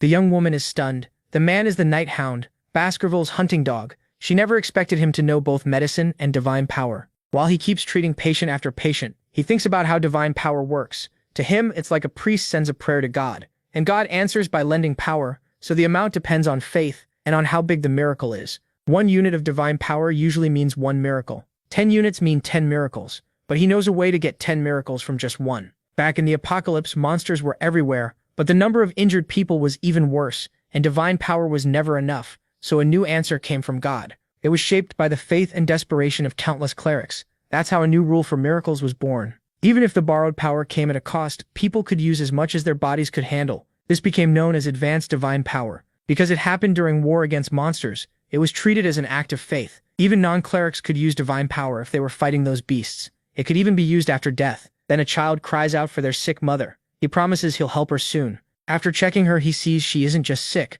she's starving. So he gives the child money for food and firewood. One priest immediately snaps at him, saying material help isn't allowed. He warns that if this keeps up, people will keep asking until all his money is gone. Viker just asks how something can never end, when what's in his pocket clearly does. If needed, he says, he'll hand over every coin. Then he focuses on the mother again. Her condition is far too serious for him to waste time arguing over money. A moment later, he suddenly apologizes. That leaves the priestess frozen. He said he was sorry and she can't understand why. Her mind goes back to the time they shared coffee, when he said theology is really about understanding people. Now she thinks his apology may be like hers. Watching him filthy, exhausted, and barely staying upright while he still keeps helping others, she starts to believe he's apologizing because he can't save even more. The priestess quietly looks away. For all her status, Dolores is still just a 16-year-old girl with little real experience. And for the first time, her heart races because of the man before her. A few hours later, Viker pulls off his mask with a tired sigh. He's outside now, near the forest fence, drinking water. Then he notices someone coming, quickly puts the mask back on, and asks what's wrong. Dolores only watches him calmly as she steps closer, asking if she can speak with him for a moment. She thanks him first, saying everyone was saved because of his help. He brushes it off. He only did what had to be done. She says someone as strong as him should have been the one born with divine power. Meanwhile, she feels weak in body, mind, and faith, yet she was the one chosen. She can't understand why God made her a saint, when so many others seem more worthy. But before she can keep going, he tells her that pain and guilt are exactly why she was chosen. The world needs a light that can reach the deepest darkness, not just someone powerful. Hearing that, she starts to cry and asks if she'll ever become someone who can speak that way. Because of the plague, the clergy gathered to pray and make holy water enough to cleanse the infected sewers with a single drop. In total, they created 3 drops, including the reserve. They named it Pliny de la Verge, the saint's tears. The 3 drops are placed on an altar like sacred treasures, and Dolores kneels before them in prayer. She begins speaking to God. Golden lights drift through the hall, and the power keeps building until a bright flash bursts from the jars of holy water. A knight steps in and places them in a case, thanking the saint for her effort and promising they will be guarded. But as she looks outside, she feels there's still one more thing to do. So she heads to a place with an angel statue that looks a lot like her. There, a priest is praying with a rosary in hand. She calls him father and says she has news about the Red Death. The Pope tells her to come closer. He praises her offering and says he expects no less from his daughter. Then we learn this man is a leader of the church, Cardinal Humbert Luncavatus. Dolores thanks him and starts her report. She explains that the saint's tears purified the water running through Santa Mecca. She also heard children say a spirit cursed the well, and a glass bottle used to spread the plague was found there. After searching the area, they found something suspicious. She presents a dagger recovered near the well. He recognizes the emblem at once. It belongs to the Leviathan and Bourgeois clans. What shocks him is that they somehow made an artificial virus. His anger rises as he demands to know how those poison-crazed fools dared mock the divine. Soon his power shakes through the hall around her, and he calls for immediate war. Dolores stays silent. Then he brings up the young man calling himself a hunter, saying he's highly suspicious. He orders his daughter to seize him at once and force out a confession, but he's caught off guard when she shouts that the man is innocent. She stands firm and he asks what she just said. Dolores explains that the hunter did everything he could for the infected, and because of him, no more people died. Someone like that, she says, can't be evil. In a cold voice, her father says he understands. Even though she has never opposed him before, now she's defending a man. He slowly lifts his hand, filling it with divine power, as he says he'll question the hunter himself. A blast fires from his palm into the sky, visible across the whole city. At its highest point, it bursts like a fake sun. He tells her resistance is pointless, because paladins are already on their way after the so-called hunter. The men storm the house where Vikir had been, ready to seize him. They pound on the door as they enter, shouting that he is the Red Death suspect. But the room is empty except for the furniture. Back with her father and the saint, someone suddenly rushes in with terrible news.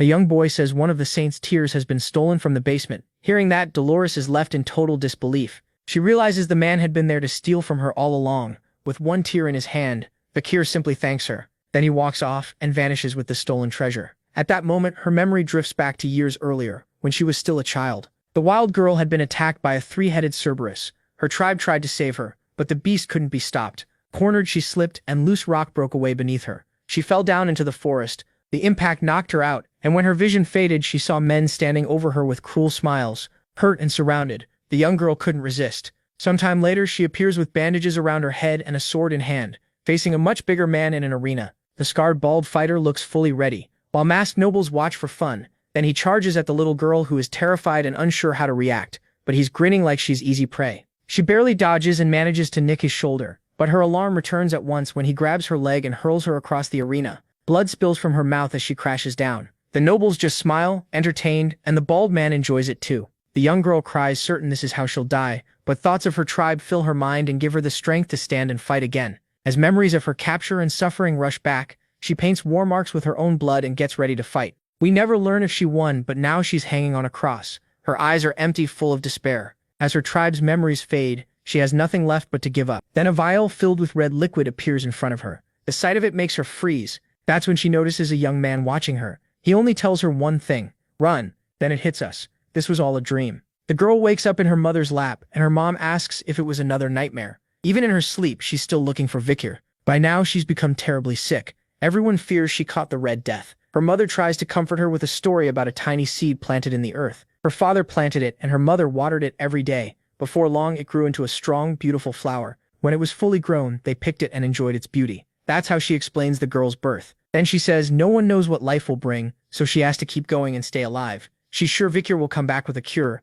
but the girl has already lost faith and thinks he's not returning. Then a shout suddenly rings out, he's back. The protagonist has finally returned to the village. Her mother says she was right and now her daughter can be healed. But when she looks at the bed, the girl is already gone, sprinting outside. Her mother can only wonder how someone sick with the Red Death can move like that. As she runs through the mud, the girl remembers the day she escaped and the prison burned behind her. She had been crying, and honestly, she was terrified. But when she saw Vikir call out that giant spider to fight, something changed. She found the courage to push past her fear. After the brutal battle, he was thrown aside, clothes torn and barely alive. That was when she looped a rope around his neck and dragged him away with her white wolf. Back in the present, she's worn out from running just to reach him. Vikir asks how she made it here since he heard she had the Red Death. Before he can say more, she leaps at him and hugs him tight. The impact sends both of them crashing to the ground. MC says his back would have snapped if he hadn't used mana, and adds that she looks a lot better now. Still crying but smiling, she welcomes him back and he tells her it's good to be back too. A few hours later, inside the hunting tent, Vikir stands with the villagers around a sick girl. He opens the wrapping that holds the saint's tear and brings the glowing vial close to her. The holy power alone heals her, and a hun breaks down as his sister's marks vanish. The villagers realize the light itself was enough to erase the Red Death. Vikir really found the cure. He asks how many patients are left, even in tribes close to wiping out. Then he tells a hun to gather every sick person in one place. He plans to use this moment to make the other tribes owe them. As for the monster fish they ran into earlier, he says he killed it on the way back, and tells them to cook the meat and share it. That only makes the other tribes feel even smaller next to him. Vikir cuts it short. They have no time to waste and need every tribe at the river now. A few hours later at the river, the tribes start arriving, one after another, answering Vikir's call. He walks to the water with the vial in hand, and lets a few drops fall in. They spread through the river, poisoned by the Red Death. Soon the water shines gold, and the sickness starts disappearing. In seconds, the whole river is purified. Now the water is safe to drink, and can even heal disease. Vikir tells the tribal leaders that drinking it is enough. The sick rush forward and drink.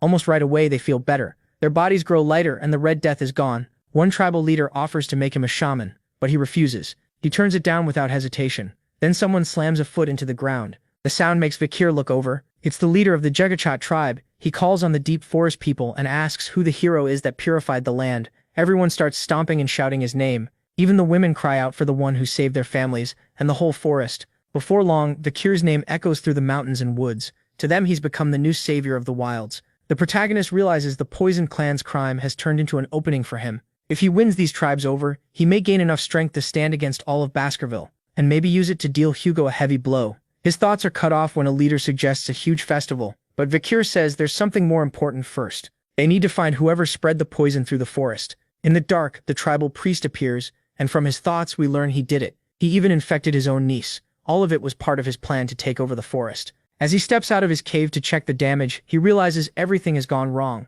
People are smiling and celebrating, with no sickness or fear left. He can't understand it. Before the ritual began, everyone was struggling to breathe. Even his granddaughter is healthy now, leaving him completely shaken. He runs off, yelling that this can't be real. At last, he reaches the river he poisoned himself. The fish are alive, and he realizes the sickness is gone. The water is even cleaner than before. His whole plan has collapsed, and he can't figure out how. Then Vikir speaks up, saying the river looks very clean and asking how the shaman is doing. The shaman lashes out, calling him an imperial brat, and demanding to know when he got there. But then he notices the truth. He's surrounded. Vikir says this is exactly what he expected. The man who spread the Red Death through the forest was the shaman. Before returning, he had heard an old story about a man in the forest, and the terrible sin he committed. It was about someone who infected his own tribe, so he could become their hero, but failed to cure them and they all died. That story points to the old shaman, who now panics, wondering how MC could know any of this. Just then someone calls out and steps forward. It's the tribe leader, asking if he finished his ceremony. She says she heard the Empire suffered a war because of the Red Death, and that the plague seems man-made, so it makes no sense for it to spread from the Imperial lands to the forest by accident. The old man tries to play dumb and says he knows nothing about that, but the leader asks why he went to the river, instead of returning to the tribe. Just like Vikir predicted, he came here to check on something, and they'll soon learn if he was right. The protagonist explains that the old man wanted to become the tribe's hero, and was the one who released the Red Death. The matriarch orders his pockets searched, and the shaman is clearly rattled. Vikir also wanted to know more about the shaman's past. Alcyon explains that he wasn't born a Balak, and his true line was hidden. Long ago, he was a slave. Later, he killed a shaman who was planning a coup, and took that man's power. That got him freed and raised to the role of new shaman. After that, he did everything he could to fit in with the Balaks, doing filthy jobs no one else wanted. He was even used as bait during dangerous hunts. Only when he grew old and his hair turned white did people finally accept him. Vikir guesses that now, in old age, he wants to claim the power and respect he never had when he was young. That's why he ignored the matriarch and tried to rule the forest, but she cuts him off and orders him to show the pouch now. The old man looks nervous. Still, he starts pulling things out, saying he only saved some flour for after the ceremony. Then he suddenly drops the pouch and it falls into the river, spilling everything inside. As he desperately cries that his hands failed him, the matriarch says this is exactly what Vikir described. He really did throw the pouch into the river, just like MC said. Now its contents can't be checked that way anymore. Furious, the old man argues that if he is talking about an antidote, then he's basically accusing him of spreading the poison. He demands the matriarch punish this imperial outsider for staining the shaman's honor, but she replies that no one should be judged without proof, so if he's truly innocent, she will protect both him and his honor. Because of that, she calls for an Iliad. The moment he hears that, the shaman turns pale. An Iliad is a duel used when words can't settle a conflict, and the Valaks backs the winner. Then his grandson steps in and says he has always preached respect for tradition. Since the Iliad is one of the Valaks' traditions, he should honor it now. The shaman is clearly annoyed by his own grandson. Still, he can't refuse the challenge, so he sets the Iliad for 4 days later on the night of the full moon. But Vikir steps in and says he won't wait that long. He's sure the one being challenged picks the date. That's the tribe's rule. So this was the protagonist's plan all along. Force the shaman into calling for an Iliad. A few hours later, the tribe gathers, and the matriarch starts the duel. Warriors form a ring around them so no coward can run. She calls on the ancestors in the mountain behind them to watch. Under their eyes, no dishonor will be allowed. They will judge who is right and choose the victor. As Balak warriors, both men must prove their truth. Ayen says it would be best if Vikir ends this in one strike. The old man grows bitter, feeling like no one is on his side. Then he cuts his finger and smears blood on the ground, saying weapons aren't the only thing he can use and everyone will shout his name when he wins. A skeleton rises from the earth. 3 more crawl out and the shaman mocks Vikir, telling him to watch his blind spots. He can't believe a kid who's only been here 2 years could beat someone who knows this land so well. He yells for MC to come out, swearing he'll kill him, while MC quietly watches his arrogance. He thinks back to the silent step skill he gained after killing the swamp master, one that lets him erase the sound around him. Seeing him control the dead, the protagonist figures the shaman likely came from the Lokoko tribe of shamans. That means nothing to him though, and he drops straight into the group of skeletons. In an instant, he destroys all of them before the shaman even notices. The old man assumes Vikir is too scared to move. Then before he can react, something pierces him. As he dies, he wonders when it happened. He never even heard footsteps. MC coldly finishes the job. Then he puts Beelzebub away. Ayan walks up, calling out to him. The tribe is stunned. The duel ended in a heartbeat, and the ancestors have shown the shaman was lying. Collapsed on the ground in his final moments, he groans that it hurts, and begs not to die, to live among the Balaks. He suffered through a humiliating, unfair past. His hatred for him comes from envy. They came from similar beginnings, but when he was young he never reached even half of what him has. He can't accept that, and he wants revenge on this boy. The protagonist tells Ahun to kill his own grandfather with his own hands. That would hurt him most. Ahun is furious, saying this man nearly got his sister killed with the Red Death. A coward like this old man deserves to feel that pain, not anyone's pity. But then it becomes clear, the shaman had one last plan. He's been drawing a spell with his blood. Soon the tomb holding the ancestor's body starts to glow, then bursts open with a bright light. Purple mist spreads over the mountain, and the tribe panics, wondering what this strange power is. Ahun is horrified to see his grandfather getting back up. Even Voice here is shocked. He's sure he struck the lungs. People ask if the shaman isn't scared of the ancestor's anger, but the elder's eyes turn fully black, and with a twisted grin he asks what he should be afraid of. MC immediately understands. He rushes forward, saying they have to kill the shaman now. Before he gets close though, an arrow flies in and stops him. The shaman says it's already too late, leaving Ahun confused. Then they see the shot came from halfway up the mountain. The elder looks pleased, saying the ancestors have made their choice, so he'll leave the judgment to them. Now it's clear he resurrected one of the savage ancestors as a zombie. Ahun is shaken by the undead archer, and Vikir says a shaman like this shouldn't be able to do something so great. Then he notices the old man has become undead too. Calling up his soldiers, the shaman says they shouldn't look so surprised. There isn't only one grave on this mountain of warriors. He starts to run, but his grandson stops him. Ahun demands to know how far he's willing to sink. Before Ahun can loose an arrow, it's sliced in half. Looking up, he spots someone on the mountain peak. It's an undead ancestor of the Balaks, likely a former leader, and she lets out a roar at Ahun. Before she can act, an arrow drops the warrior. That shot came from the Balak leader, who orders everyone to get ready. She says the enemies before them are just puppets, and the only respect left for them is to send them back to the dead. Even if they're shaken, the warriors ready themselves. Then the clash between the undead and the living begins. Powered by forbidden magic, the undead quickly take the lead. The humans are forced to duck, hide, and struggle to stay alive. One corpse roars and charges, but it gets taken down by an arrow. Then several more fall at once. There's a reason the current Balak leader is counted among the strongest. Vikir knows it too. She's on the level of a veteran knight. This is the knight Foxakia, a fighter said to be able to stand against an empire. Ayard says that if the matriarch is here, they should be safe, but he tells her to come with him. They need to chase the fleeing shaman right now. He looks toward one of the chairs and says he needs her to handle something. The little monkey quickly runs off, while the shaman turns thoughtful. He knows reviving the ancestors isn't enough. With Aegir around, he still can't relax. She's a genius and the strongest person in the village. Even so, he smiles darkly, sure that not even she can deal with what's coming next. Deeper in the forest, Bakir and Aegian get into position to ambush him. The shaman stands inside a circle, carrying out some kind of ritual. The protagonist wonders why he came to this place filled with pillars. Ayan isn't sure either, but she knows they can't let him keep going, so she decides to put this old man down with one arrow. Her shot flies fast, and it looks certain to hit, but just before it lands, the old man says it's over. A hand bursts from the ground and catches the arrow between two fingers. Bakir and Ayan are stunned. The shaman says his summoning worked. Just as the legend said, this one rested alone deep in the forest. The skeleton's thin hair starts to grow back, and its body begins to rebuild itself. It's the divine archer Adonai, the very one from the old stories, the same man who fought the madam. Both of them are horrified to see him standing there. They realize this is the legendary archer from the ballads. The undead warrior rises, draws his bow, and fires with such force that the shockwave cracks the ground. Vikir uses Beelzebub to knock the shot off course, but he quickly realizes it's an aura-filled arrow. Even deflected, it still does heavy damage. Then he sees that Ayan has been hit. Her wound is burning, and he realizes Adonai's arrow is poisoned. That confirms the old legend about Adonai fighting the madam was true. His bow was made from the remains of the eight-legged madam.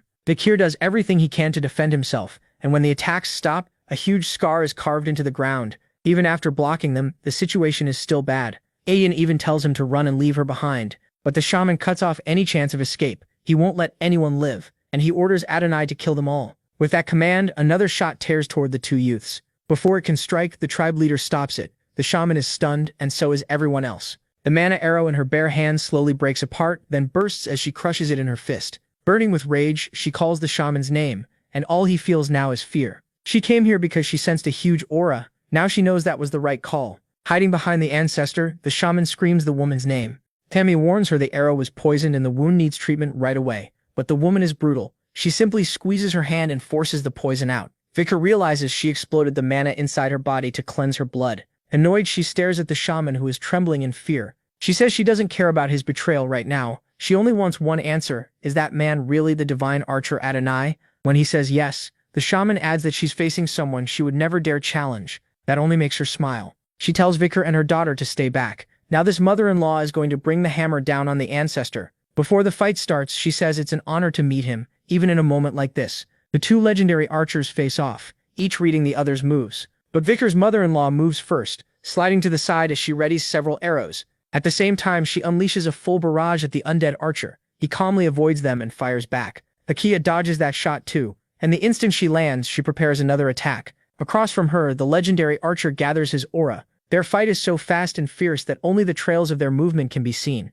Vikir says this is a clash between master-level aura users, something so rare he never thought he'd see it. Meanwhile, the shaman uses the eye on his finger to watch the fight and sees that Aquila is matching Adonai blow for blow. Even so, he just smiles and says that still won't be enough. Adonai is already dead, so she can't truly kill him. He'll keep fighting until his aura runs dry. When an arrow nearly grazes her, she realizes a long-distance battle will only put her at a disadvantage, so she studies him more carefully and sees that his strength, power, and speed are almost flawless. But one key thing is missing. A black arrow flies straight at her and she fires one of her own. The two arrows collide and trigger a huge blast through the forest. Out of the smoke, Aquila rushes in after Adonai and swings a kick at his face. He slips away with ease and she misses. A single slash from his dagger tears through the trees around them, but she still manages to avoid it and catch his dagger with her own. Right after that, she kicks his knee to throw him off balance, locking up the legendary archer for a moment. Then she notices another arrow coming, so strong it sends a blast of wind into the sky. Even Aquila gets pushed back by the shock. Furious, she glares at the great ancestor and sees the hit actually did real damage. She wonders if he's holding back because he's dead, or because he doesn't want to hurt his own descendants. As she readies a final arrow, she decides the only mercy left is to end this state he's trapped in. Then she lets the shot fly. But just before it lands, Adonai stops it at the last second, a black flash covering his face. Aquila is stunned when she realizes it wasn't really him. The arrow was caught by a dark, evil energy spilling from his wound. That energy starts taking shape and fuses with Adonai, taking full control of his body. This is clearly the shaman's doing. Since Adonai resisted the necromancy, he decides half measures won't work and forces him to keep fighting until every threat is gone. Once that aura fully merges with him, Adonai looks far more terrifying. The power inside him spreads through the whole area, and for the first time, the Balak leader is truly worried. Black flesh covers his muscles, repairs his wounds, and crawls over his whole body, until he looks less human and more like the tribe's true demon. As that frenzy grows, a huge shadow appears, and it turns out to be a giant turtle drawn in by the chaos. Several other massive monsters also gather around Adonai. The elder says they're rank beasts from the forest, likely pulled in by the disturbance. They're enormous and powerful, but in an instant all three are killed with a single attack each. So it isn't just his form that's changed. His power has jumped to something unbelievable. Not even Aquila can see when he fires. The elder says this is Sir Adonai's true power, and now he wants him to kill the woman standing before him. With no better choice, Vikir's mother-in-law focuses on dodging, because the arrows now carry crushing killing intent, and each hit spreads more of Madam's poison through her body. It's weakening her fast, so she knows she has to end this now. She draws 2 arrows and fires both at Adonai, but with one smooth move he avoids the first, while the second keeps flying at his face.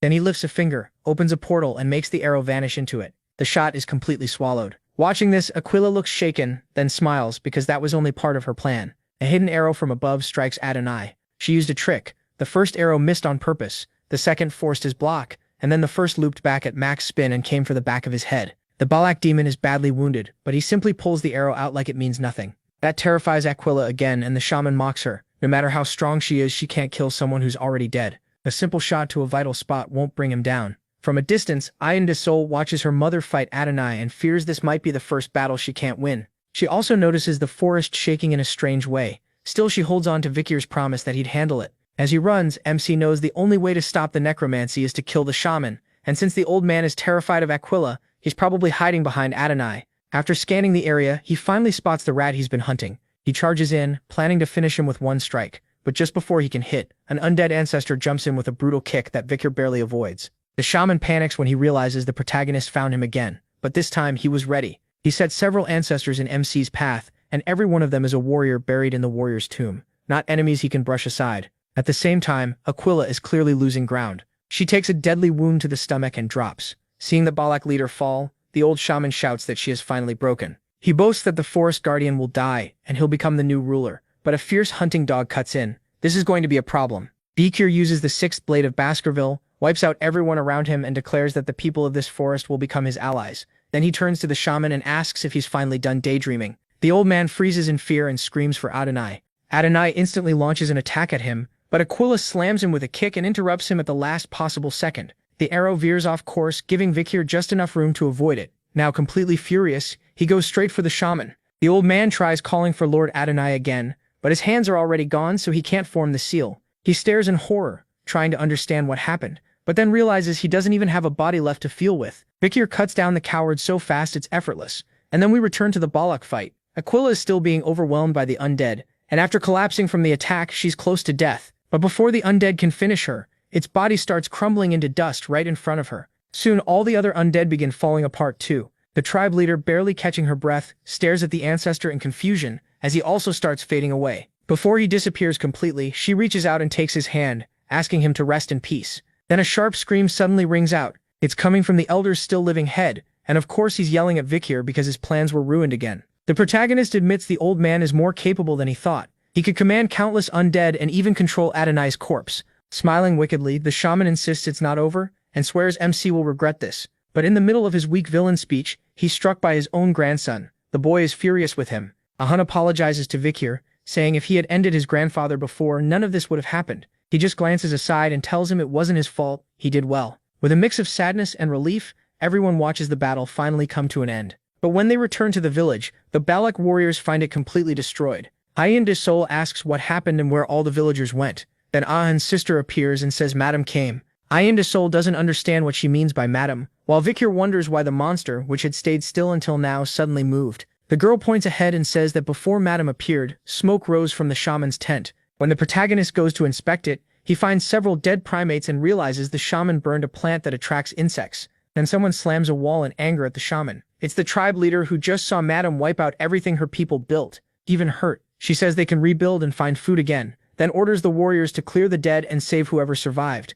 Ayan de Sol is crushed too, especially when she finds her wolf barely alive with green liquid covering its legs. Crying, she apologizes for leaving it behind, and we learn why the eight-legged Madam is called the forest's evil goddess. She is a disaster born from darkness itself, and because the Balaks see her as part of nature, they won't seek revenge. But Vikir isn't Balak. Later, at a cave entrance beside a campfire, he approaches the matriarch to ask about something. He wants to know more about the eight-legged Madam. The request catches the matriarch off guard, so Vikir shows her a record he found earlier in the Lokoko tribe. It contains notes on Madam's poison, witness accounts, and even where she hides. Still, he doesn't get one thing. If everyone fears her, why not unite and fight? The matriarch says the Balak have records too, including what happened when Lord Adonai faced Madam. In that battle, the divine archer managed to cut off one of her legs, but that was only the start of the nightmare. Another leg grew back in its place and split into two. Her legs were the only parts that could be hurt, since the rest of her body couldn't be pierced. The records also say everyone who took part in that battle was poisoned, and from the injuries she herself took from Adonai's poison arrow,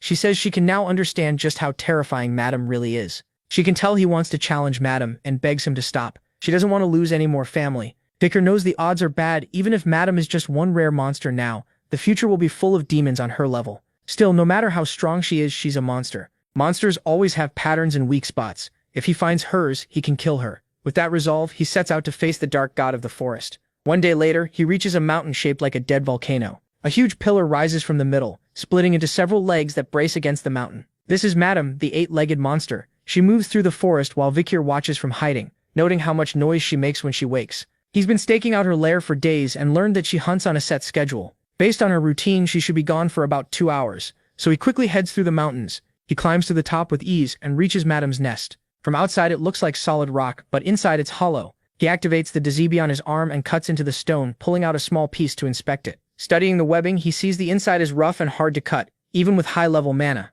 So instead he decides to use the web to go down and hops from strand to strand, until he reaches the bottom. The entrance is only wide enough for Madam, but it opens up farther down, making it a perfect nest for her. Below he finds animals and even humans stuck along the walls as stored food. A lot of the bodies are already rotten and untouched, so she likely collected them just because she could. It seems Madam knows she's at the very top of the forest's food chain. Vikir pushes that thought aside. He needs to get out before she comes back. Then something on the wall catches his eye. Tiny spider eggs. He quickly grabs one and pulls it free, looking it over. Now he understands why so many spider demons appeared when the world fell into chaos. He plans to take one back for study, but then he senses it. Madam has returned. She's looking for an intruder, as if she already knows someone touched her eggs. She searches the nest for him, and Vikir realizes how close he came to disaster. Still, she doesn't spot anything, and starts to leave. At the last second, he had hidden behind a web. Shaken, he wonders if she felt his presence by instinct. If he couldn't erase sound, this would have ended badly. Later, back in the village, everyone is rebuilding after the last attack.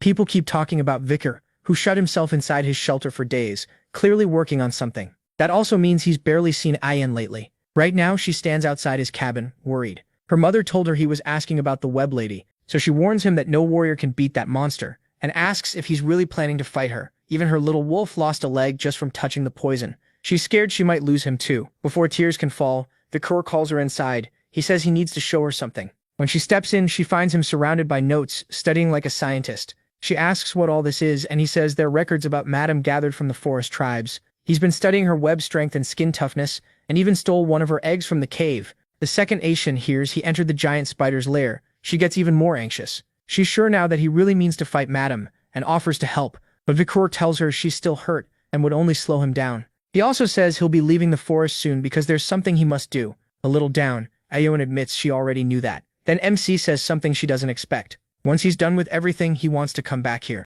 But before that, he has to protect the place he wants to return to. As Aowen looks over the wall covered in sketches, Vikur says he already knows how to kill Madam. He won't let what happened to Bakira happen to anyone else. Even then, Aowen stays serious and says calling it a hunt is way too bold. Still, he's always been the kind of person who faces impossible problems and somehow turns them around. So she decides to trust him, hoping that this time he'll pull off another miracle. Later that night, in heavy rain, Vikur faces a giant lizard. It slashes at him with its claws, but the Beelzebub on his arm blocks the hit with ease. Vikur seems set on beating it, and the reason soon becomes clear. The wound made by Beelzebub heals right away thanks to the creature's power. Vikur says this is the last piece he needs to hunt Madam. With a faint smile, he plans to steal the salamander's ability. Back in the village, Ahun looks exhausted after finishing some work. He stands with two other villagers in front of a house they just built. They're impressed by Ahun's skill, and he says the place is for Bakura, since they're basically like brothers now. But the other two laugh because Ahun used to hate Bakura the most. Even so, the village recovered fast, and a lot of that is thanks to him.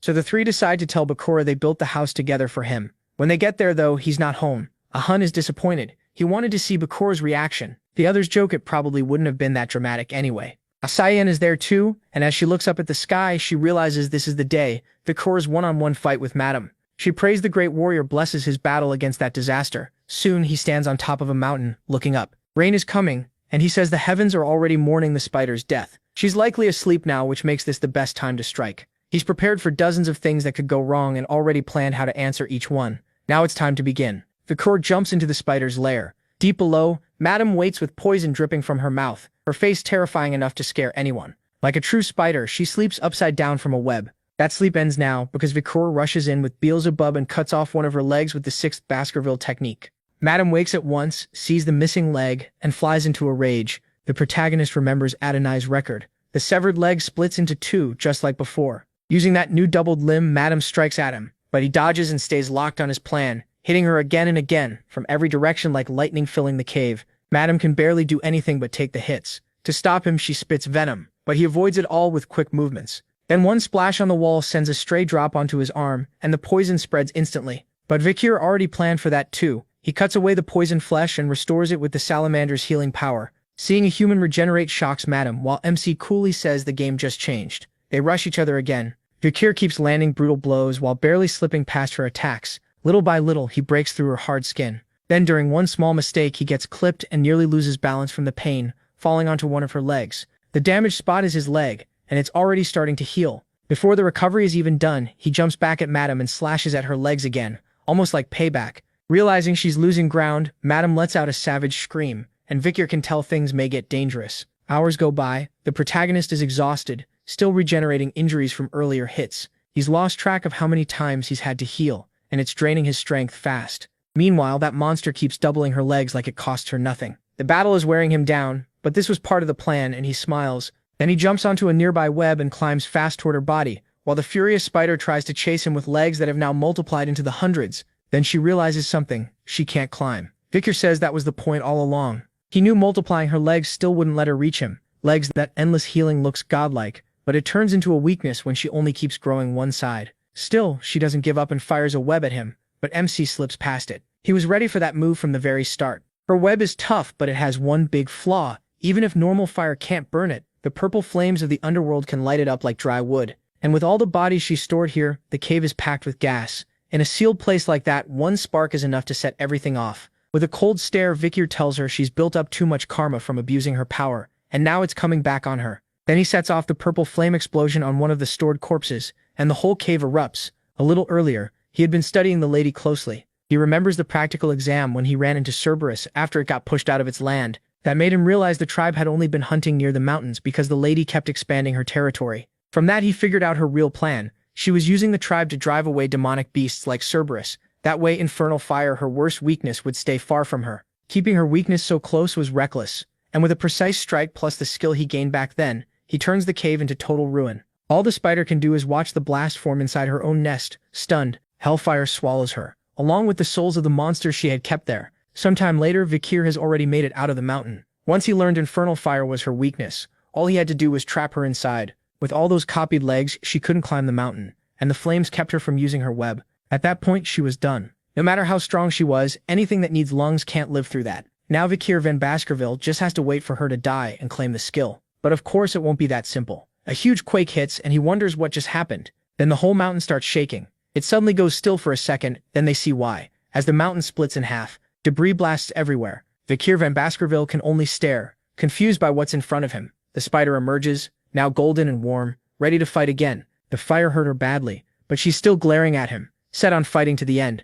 As a last desperate move, she spits venom into the air, turning it into a deadly green burst that spreads across the forest, eating through the trees and hopefully Vikir too, or so she thinks. But he's right under her, blocking the acidic rain. The protagonist Van Baskerville quickly realizes she can't locate him. Her eyes were burned away completely, and the skin she used to sense things is gone too. Forcing her way out of the mountain also left cracks across her body. Knowing it's not over, he rushes her again. Moving fast, he lines up his next strike at one of those cracks, and slams in with the sixth fang of the Baskerville, like it's the finishing blow. But he's too drained. The hit doesn't even break through her skin. So Vikir van Baskerville retreats to a tree, knowing one strike won't be enough. If needed, he'll keep hitting her until it works. Then the spider's blank, lifeless eyes start to split like old skin, and fresh shining eyes appear underneath. MC is shocked, and before he can react, one of her legs slams into him. He gets launched across the forest, crashing down like a meteor, and tearing up everything in his path. He knows he messed up. He never thought she could regrow specific parts, while her legs are healing slowly, likely from exhaustion.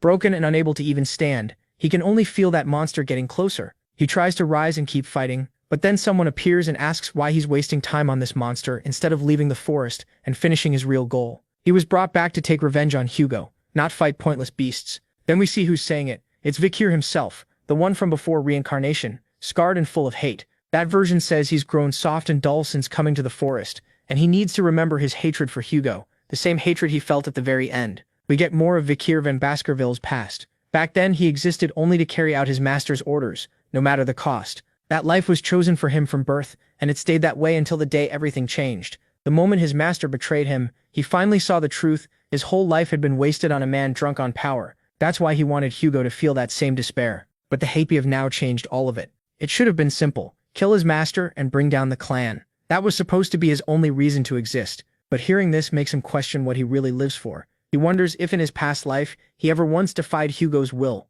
And yes, there was a time he thought about running away. He spent a long time thinking about what he could do and what kind of life he might have if he escaped. But in the end, he gave up and accepted his fate, choosing to live in chains. That choice led straight to his tragic end. Vikir van Baskerville had been nothing but a trained hunting dog. Now that he knows he was just a disposable tool, it fills him with rage. He refuses to be controlled anymore. Not by Hugo, and not even by this broken part of himself. After Hugo cut him down, the one thing he truly wanted was simple: never live under his claws again. As he regrets the choice he made before, those dark voices start to fade. They lose their grip on him, but the spider hasn't faded at all. She's already moving in for the killing blow, with a sharpened leg. Still, his hunger for freedom at last lets him dodge at the final second. He rolls across the ground because he can't regenerate anymore. In his heart, he knows that once he's truly free, he'll still seek revenge. But he also has people and a place he wants to protect and return to. As he struggles to stand, he says he'll live by his own will from now on. That's why he has to get back up and fight, so nothing can control him again.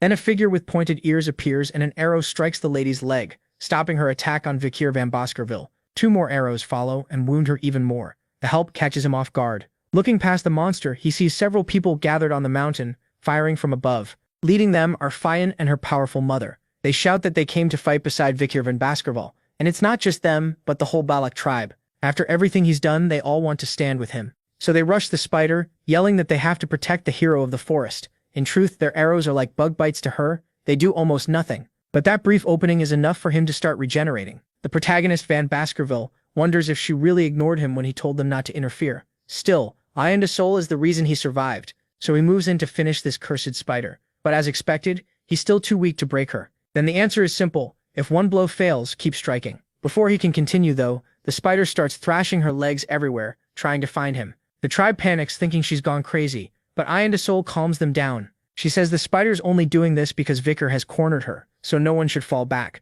Watching from farther away is the tribe leader, still worn out and hurt from her last fight. For years she saw the lady as a disaster, never something that could actually be killed. But this small warrior who came from nowhere and joined the tribe shattered that fear by taking on the monster alone. So as leader of the clan, she decides to act despite her wounds. She gathers mana, knowing she has to open a path for him. Then she fires from the top of the mountain. The shot slams hard into the madam, locking her up from the impact. Vikir doesn't waste a chance. He closes in, his eyes glowing red, and charges like lightning for one last attack. It lands cleanly on the madam, making her scream in pain. To end it, He uses the first technique of the Baskerville clan, the deeply piercing fang.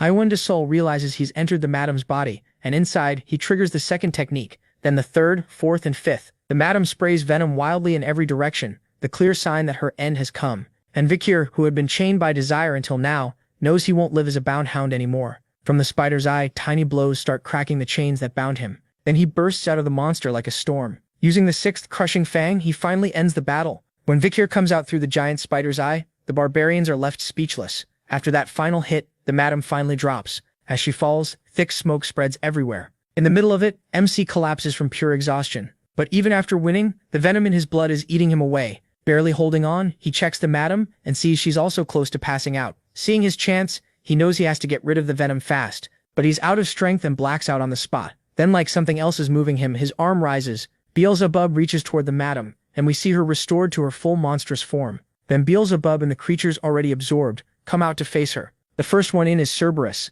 the three-headed dog, locking the madam down with a rush of bites. That gives Beelzebub an opening to close in with her pincers and absorb the madam's power. From far away, Vikir hears someone warning that the area is full of venom. He opens his eyes to Ahin yelling at him not to die, then shuts them again while lying there, surrounded by the tribe. He calls Ahin's name, says he's fine, and jokes that she should lower her voice so he can rest. Hearing him joke in that condition, Ahin finally breaks down. She cries out, calls him an idiot, and tells him never to do that again. Beelzebub on his arm looks very pleased. That's when we learn the eight legs madam's deadly venom has been added to the glutton. Sometime later, the whole tribe is sprawled out drunk and worn out on the ground. Meanwhile, the leaders of another tribe sit together and calmly share a drink. Vikir looks pretty tired, and says the festival has lasted 3 weeks because these people seriously love to party. Nearby, a big white wolf looks thrilled. It's Bakalaga, now down to 3 legs, but still happy to see him. Even after losing 1 leg, she found another wolf to lean on, and now she just needs rest. Vikir then studies his hand with a suspicious look because after fighting the madam,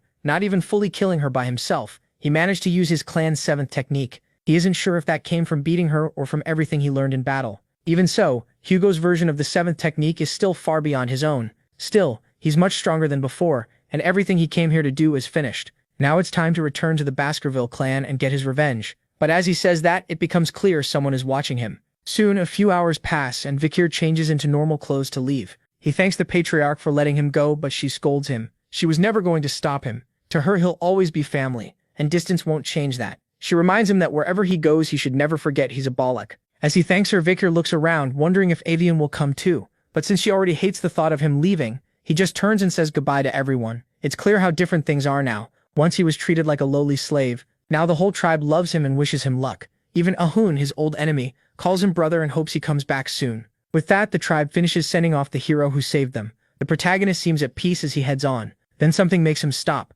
Actually, someone, the wild waifu. She's waiting for him, holding something suspicious in her hands, and asks if he's really leaving already. With a serious face, she hands it over and tells him to take it. Vikir seems to know right away what it is. Before he can say anything, she explains that it's Adonai's bow, and she adjusted it so he can use it. So that explains why she'd been gone for days. She was preparing this gift for him, but she isn't done. Next, she puts a small collar around his neck. She says it's because he kept talking about hunting dogs while he was delirious from the venom. Then she tells him he isn't one and no real hunting dog would act the way he does. He's more like a wolf, and a wolf should never wear a chain. As he thanks her, she gives him one last gift, rising onto her tiptoes to reach him. Then using that same chain so no one else can pull him away, she gives him the kiss we've been waiting for. A moment later they pull apart, and she can't hold back her tears. So she turns to leave, saying she'd heard this is how people in the Empire say goodbye, and that even though he used to be smaller, now he's taller than her. Before going, she tells him to take care. Vikir says he's never heard of that kind of imperial goodbye, then says farewell, adding that he'll see her again. That makes the young woman freeze as she wipes away her tears.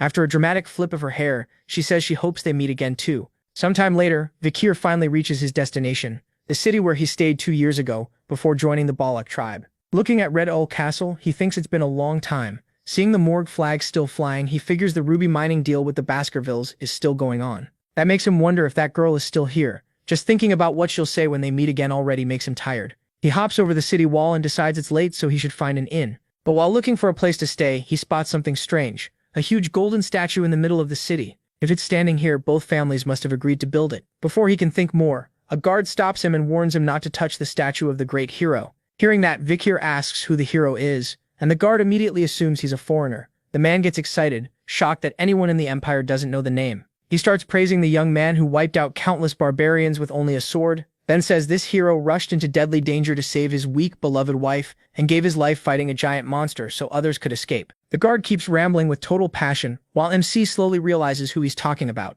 At last, the man proudly names the hero who lived here 2 years ago, MC Van Baskerville. He is instantly embarrassed hearing all this praise from someone who has no idea he's standing right there. Later, he finds a small tavern to spend the night, and inside are the 3 sisters who once tried to kill him. Now they're talking him up like they always saw his worth. One claims he had tons of charm though he was hard to approach. Another says they spoke a lot even if they never got that close. The third swears that just seeing him wiped away all her tiredness. Vikir just stands there listening to this nonsense, thinking that is not how any of it happened. It seems Adolf and the rescue team's success got credited to the sisters. From their loose talk, the protagonist also learns Hugo was furious after he vanished. The Morgue Scarlet family even paid a huge compensation, but Hugo still hasn't calmed down. MC figures that makes sense since he lost his hunting dog. The 3 sisters keep fantasizing about some romantic relationship with him, but drop it once they realize he's no longer interested. And when he can't take any more of their nonsense, he pays and gets ready to leave. But as he's walking out, one of the sisters notices him and yells for him to come over. Vikir tries to ignore her, while the other 2 assume she's drunk again.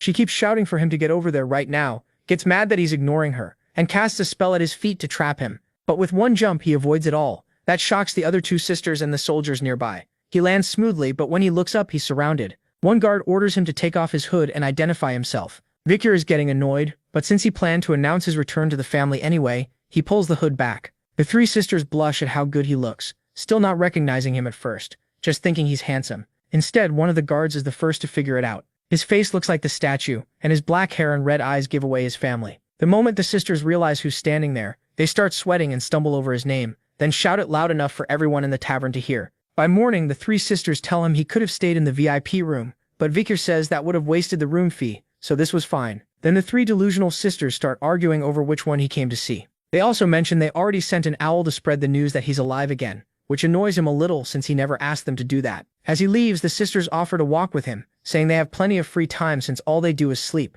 He refuses, and thinks the Morgue Scarlet family really did send a lazy bunch. He also wonders why Camus isn't in the city. The middle sister says Camus is in secluded training at the Hall of Darkness, putting all her focus into magic research. That worries him, because before he left, Camus was on terrible terms with the head of the Hall of Darkness. Now he wonders if this is another future he changed. Before going, he asks them to tell her he wants to meet when he gets the chance, then heads to his family's mansion. By then, the owl has already spread the word that the hero of the mountain came back alive. Chihuahua and his little niece burst into tears of happiness. Even the thief he once saved looks glad to hear it. The news hits everyone in different ways. Then a man rushes in, shouting for the Baskerville Patriarch. He announces that Vikir has returned alive, shocking the butler and the elder, whose long white hair and annoyed face make it clear he wants to know if it's true. Meanwhile, the protagonist shuts his eyes for a moment, then opens them ready to face his family and move one step closer to revenge. A little later, Secretary Chihuahua is just happy Vikir used the door this time, while MC leans on it and asks him to forget their last disastrous meeting.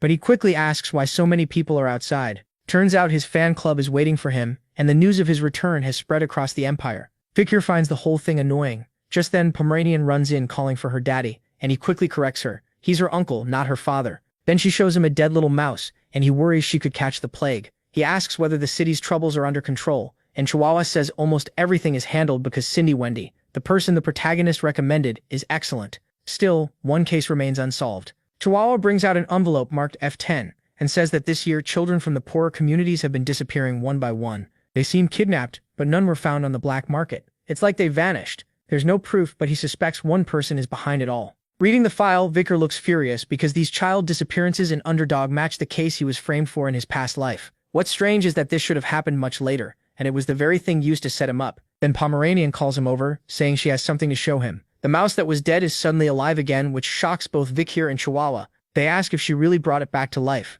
When they realize she did, MC is baffled and wonders if she used voodoo or some strange outside mana. He asks when she found out, and she says it started 3 nights ago. In truth, she just copied what the tribe people did, making him realize someone from the Lococo tribe must have found her. At only 5 years old, she already shows more talent than Baskerville and Morgue Scarlet children, who start learning magic around age 8. A black mage born into a family of swordsmen is sure to drive Hugo crazy, so Vikir decides it's best if they never meet. Right then, a carrier pigeon arrives with a message for Chihuahua, who quickly calls for the vice-consul to see it. The letter is from the Patriarch himself. Soon after, a carriage arrives, and someone steps out calmly. The Patriarch has come to Underdog in person. A few hours later, 2 cups of tea sit on the table. Chihuahua is badly nervous, but the butler stays oddly calm. Vicar and his father silently study each other. At last, Hugo breaks the silence and greets his son. Knowing his father was coming, the protagonist hid Pomeranian in the room and hoped Hugo wouldn't notice. Hugo asks what it was like living with the barbarians, and the protagonist says he stayed with them until he could recover. During that time, he acted friendly so he could learn their culture and find a way out. Hugo asks how he pulled that off, and Vicar says he controlled the barbarians with goods from the empire. To them, things like orbs and wool are precious, and even vegetables and grain are highly valued. Used well, those goods can make it easy to control them. Hugo points out that sounds like trade, not domination. MC answers that they'll still die in the end. In return for those supplies, he plans to demand they hunt down monsters. Hugo realizes the barbarians will die protecting the territory. That answer leaves him impressed, just as expected. Listening to this twisted father-son talk, Chihuahua can't help wondering what a normal family conversation sounds like. The butler seems pleased too. He hasn't seen the patriarch smile like this since the young master vanished. Vizier calmly sips his tea, thinking he doesn't want the Baloks to suffer. From the Baskervilles' point of view, the natives will be dying, but in truth they'll just be moving to where the madam is. So Hugo will believe his revenge on the barbarians is finally happening, while they're actually growing stronger. But then Hugo's tea begins to bubble, and in a surge of anger he declares he won't negotiate with the Lococo tribe. He wants to wipe them out himself. He starts to wonder if Hugo has some deeper history with them, and that gives him one more reason to keep Pomeranian hidden. Realizing he started talking about barbarians the moment he reunited with his son, Hugo changes the subject. He tells Vicar not to return to the front lines. Saving the Morgue Scarlet daughter brought honors, a high diplomatic reward, and praise from the royal family. But none of that matters to a father who nearly lost his son. It isn't worth losing a child. As the protagonist realizes this is his father's way of showing affection, he remembers the day he was captured and the sting of betrayal. Surrounded by the cold eyes of the hunting dogs he had fought beside his whole life, he understood he had been abandoned by his master, who never even let him explain and showed him no mercy. So this sudden warmth won't fool him. His eyes stay fixed on Hugo's neck. Then someone suddenly calls out for their uncle. Both Chihuahua and Vicar freeze in shock as Pomeranian runs into his arms, terrified by the thunder. She clings to him and both of them know the situation just turned dangerous. Pomeranian was never supposed to meet the patriarch, but after studying the girl's face, Hugo slowly stands with a hard-to-read look. A moment later, he comments on her appearance like he knows exactly who she is. Our video ends here. If you enjoyed it, subscribe to this YouTube channel. See you next time.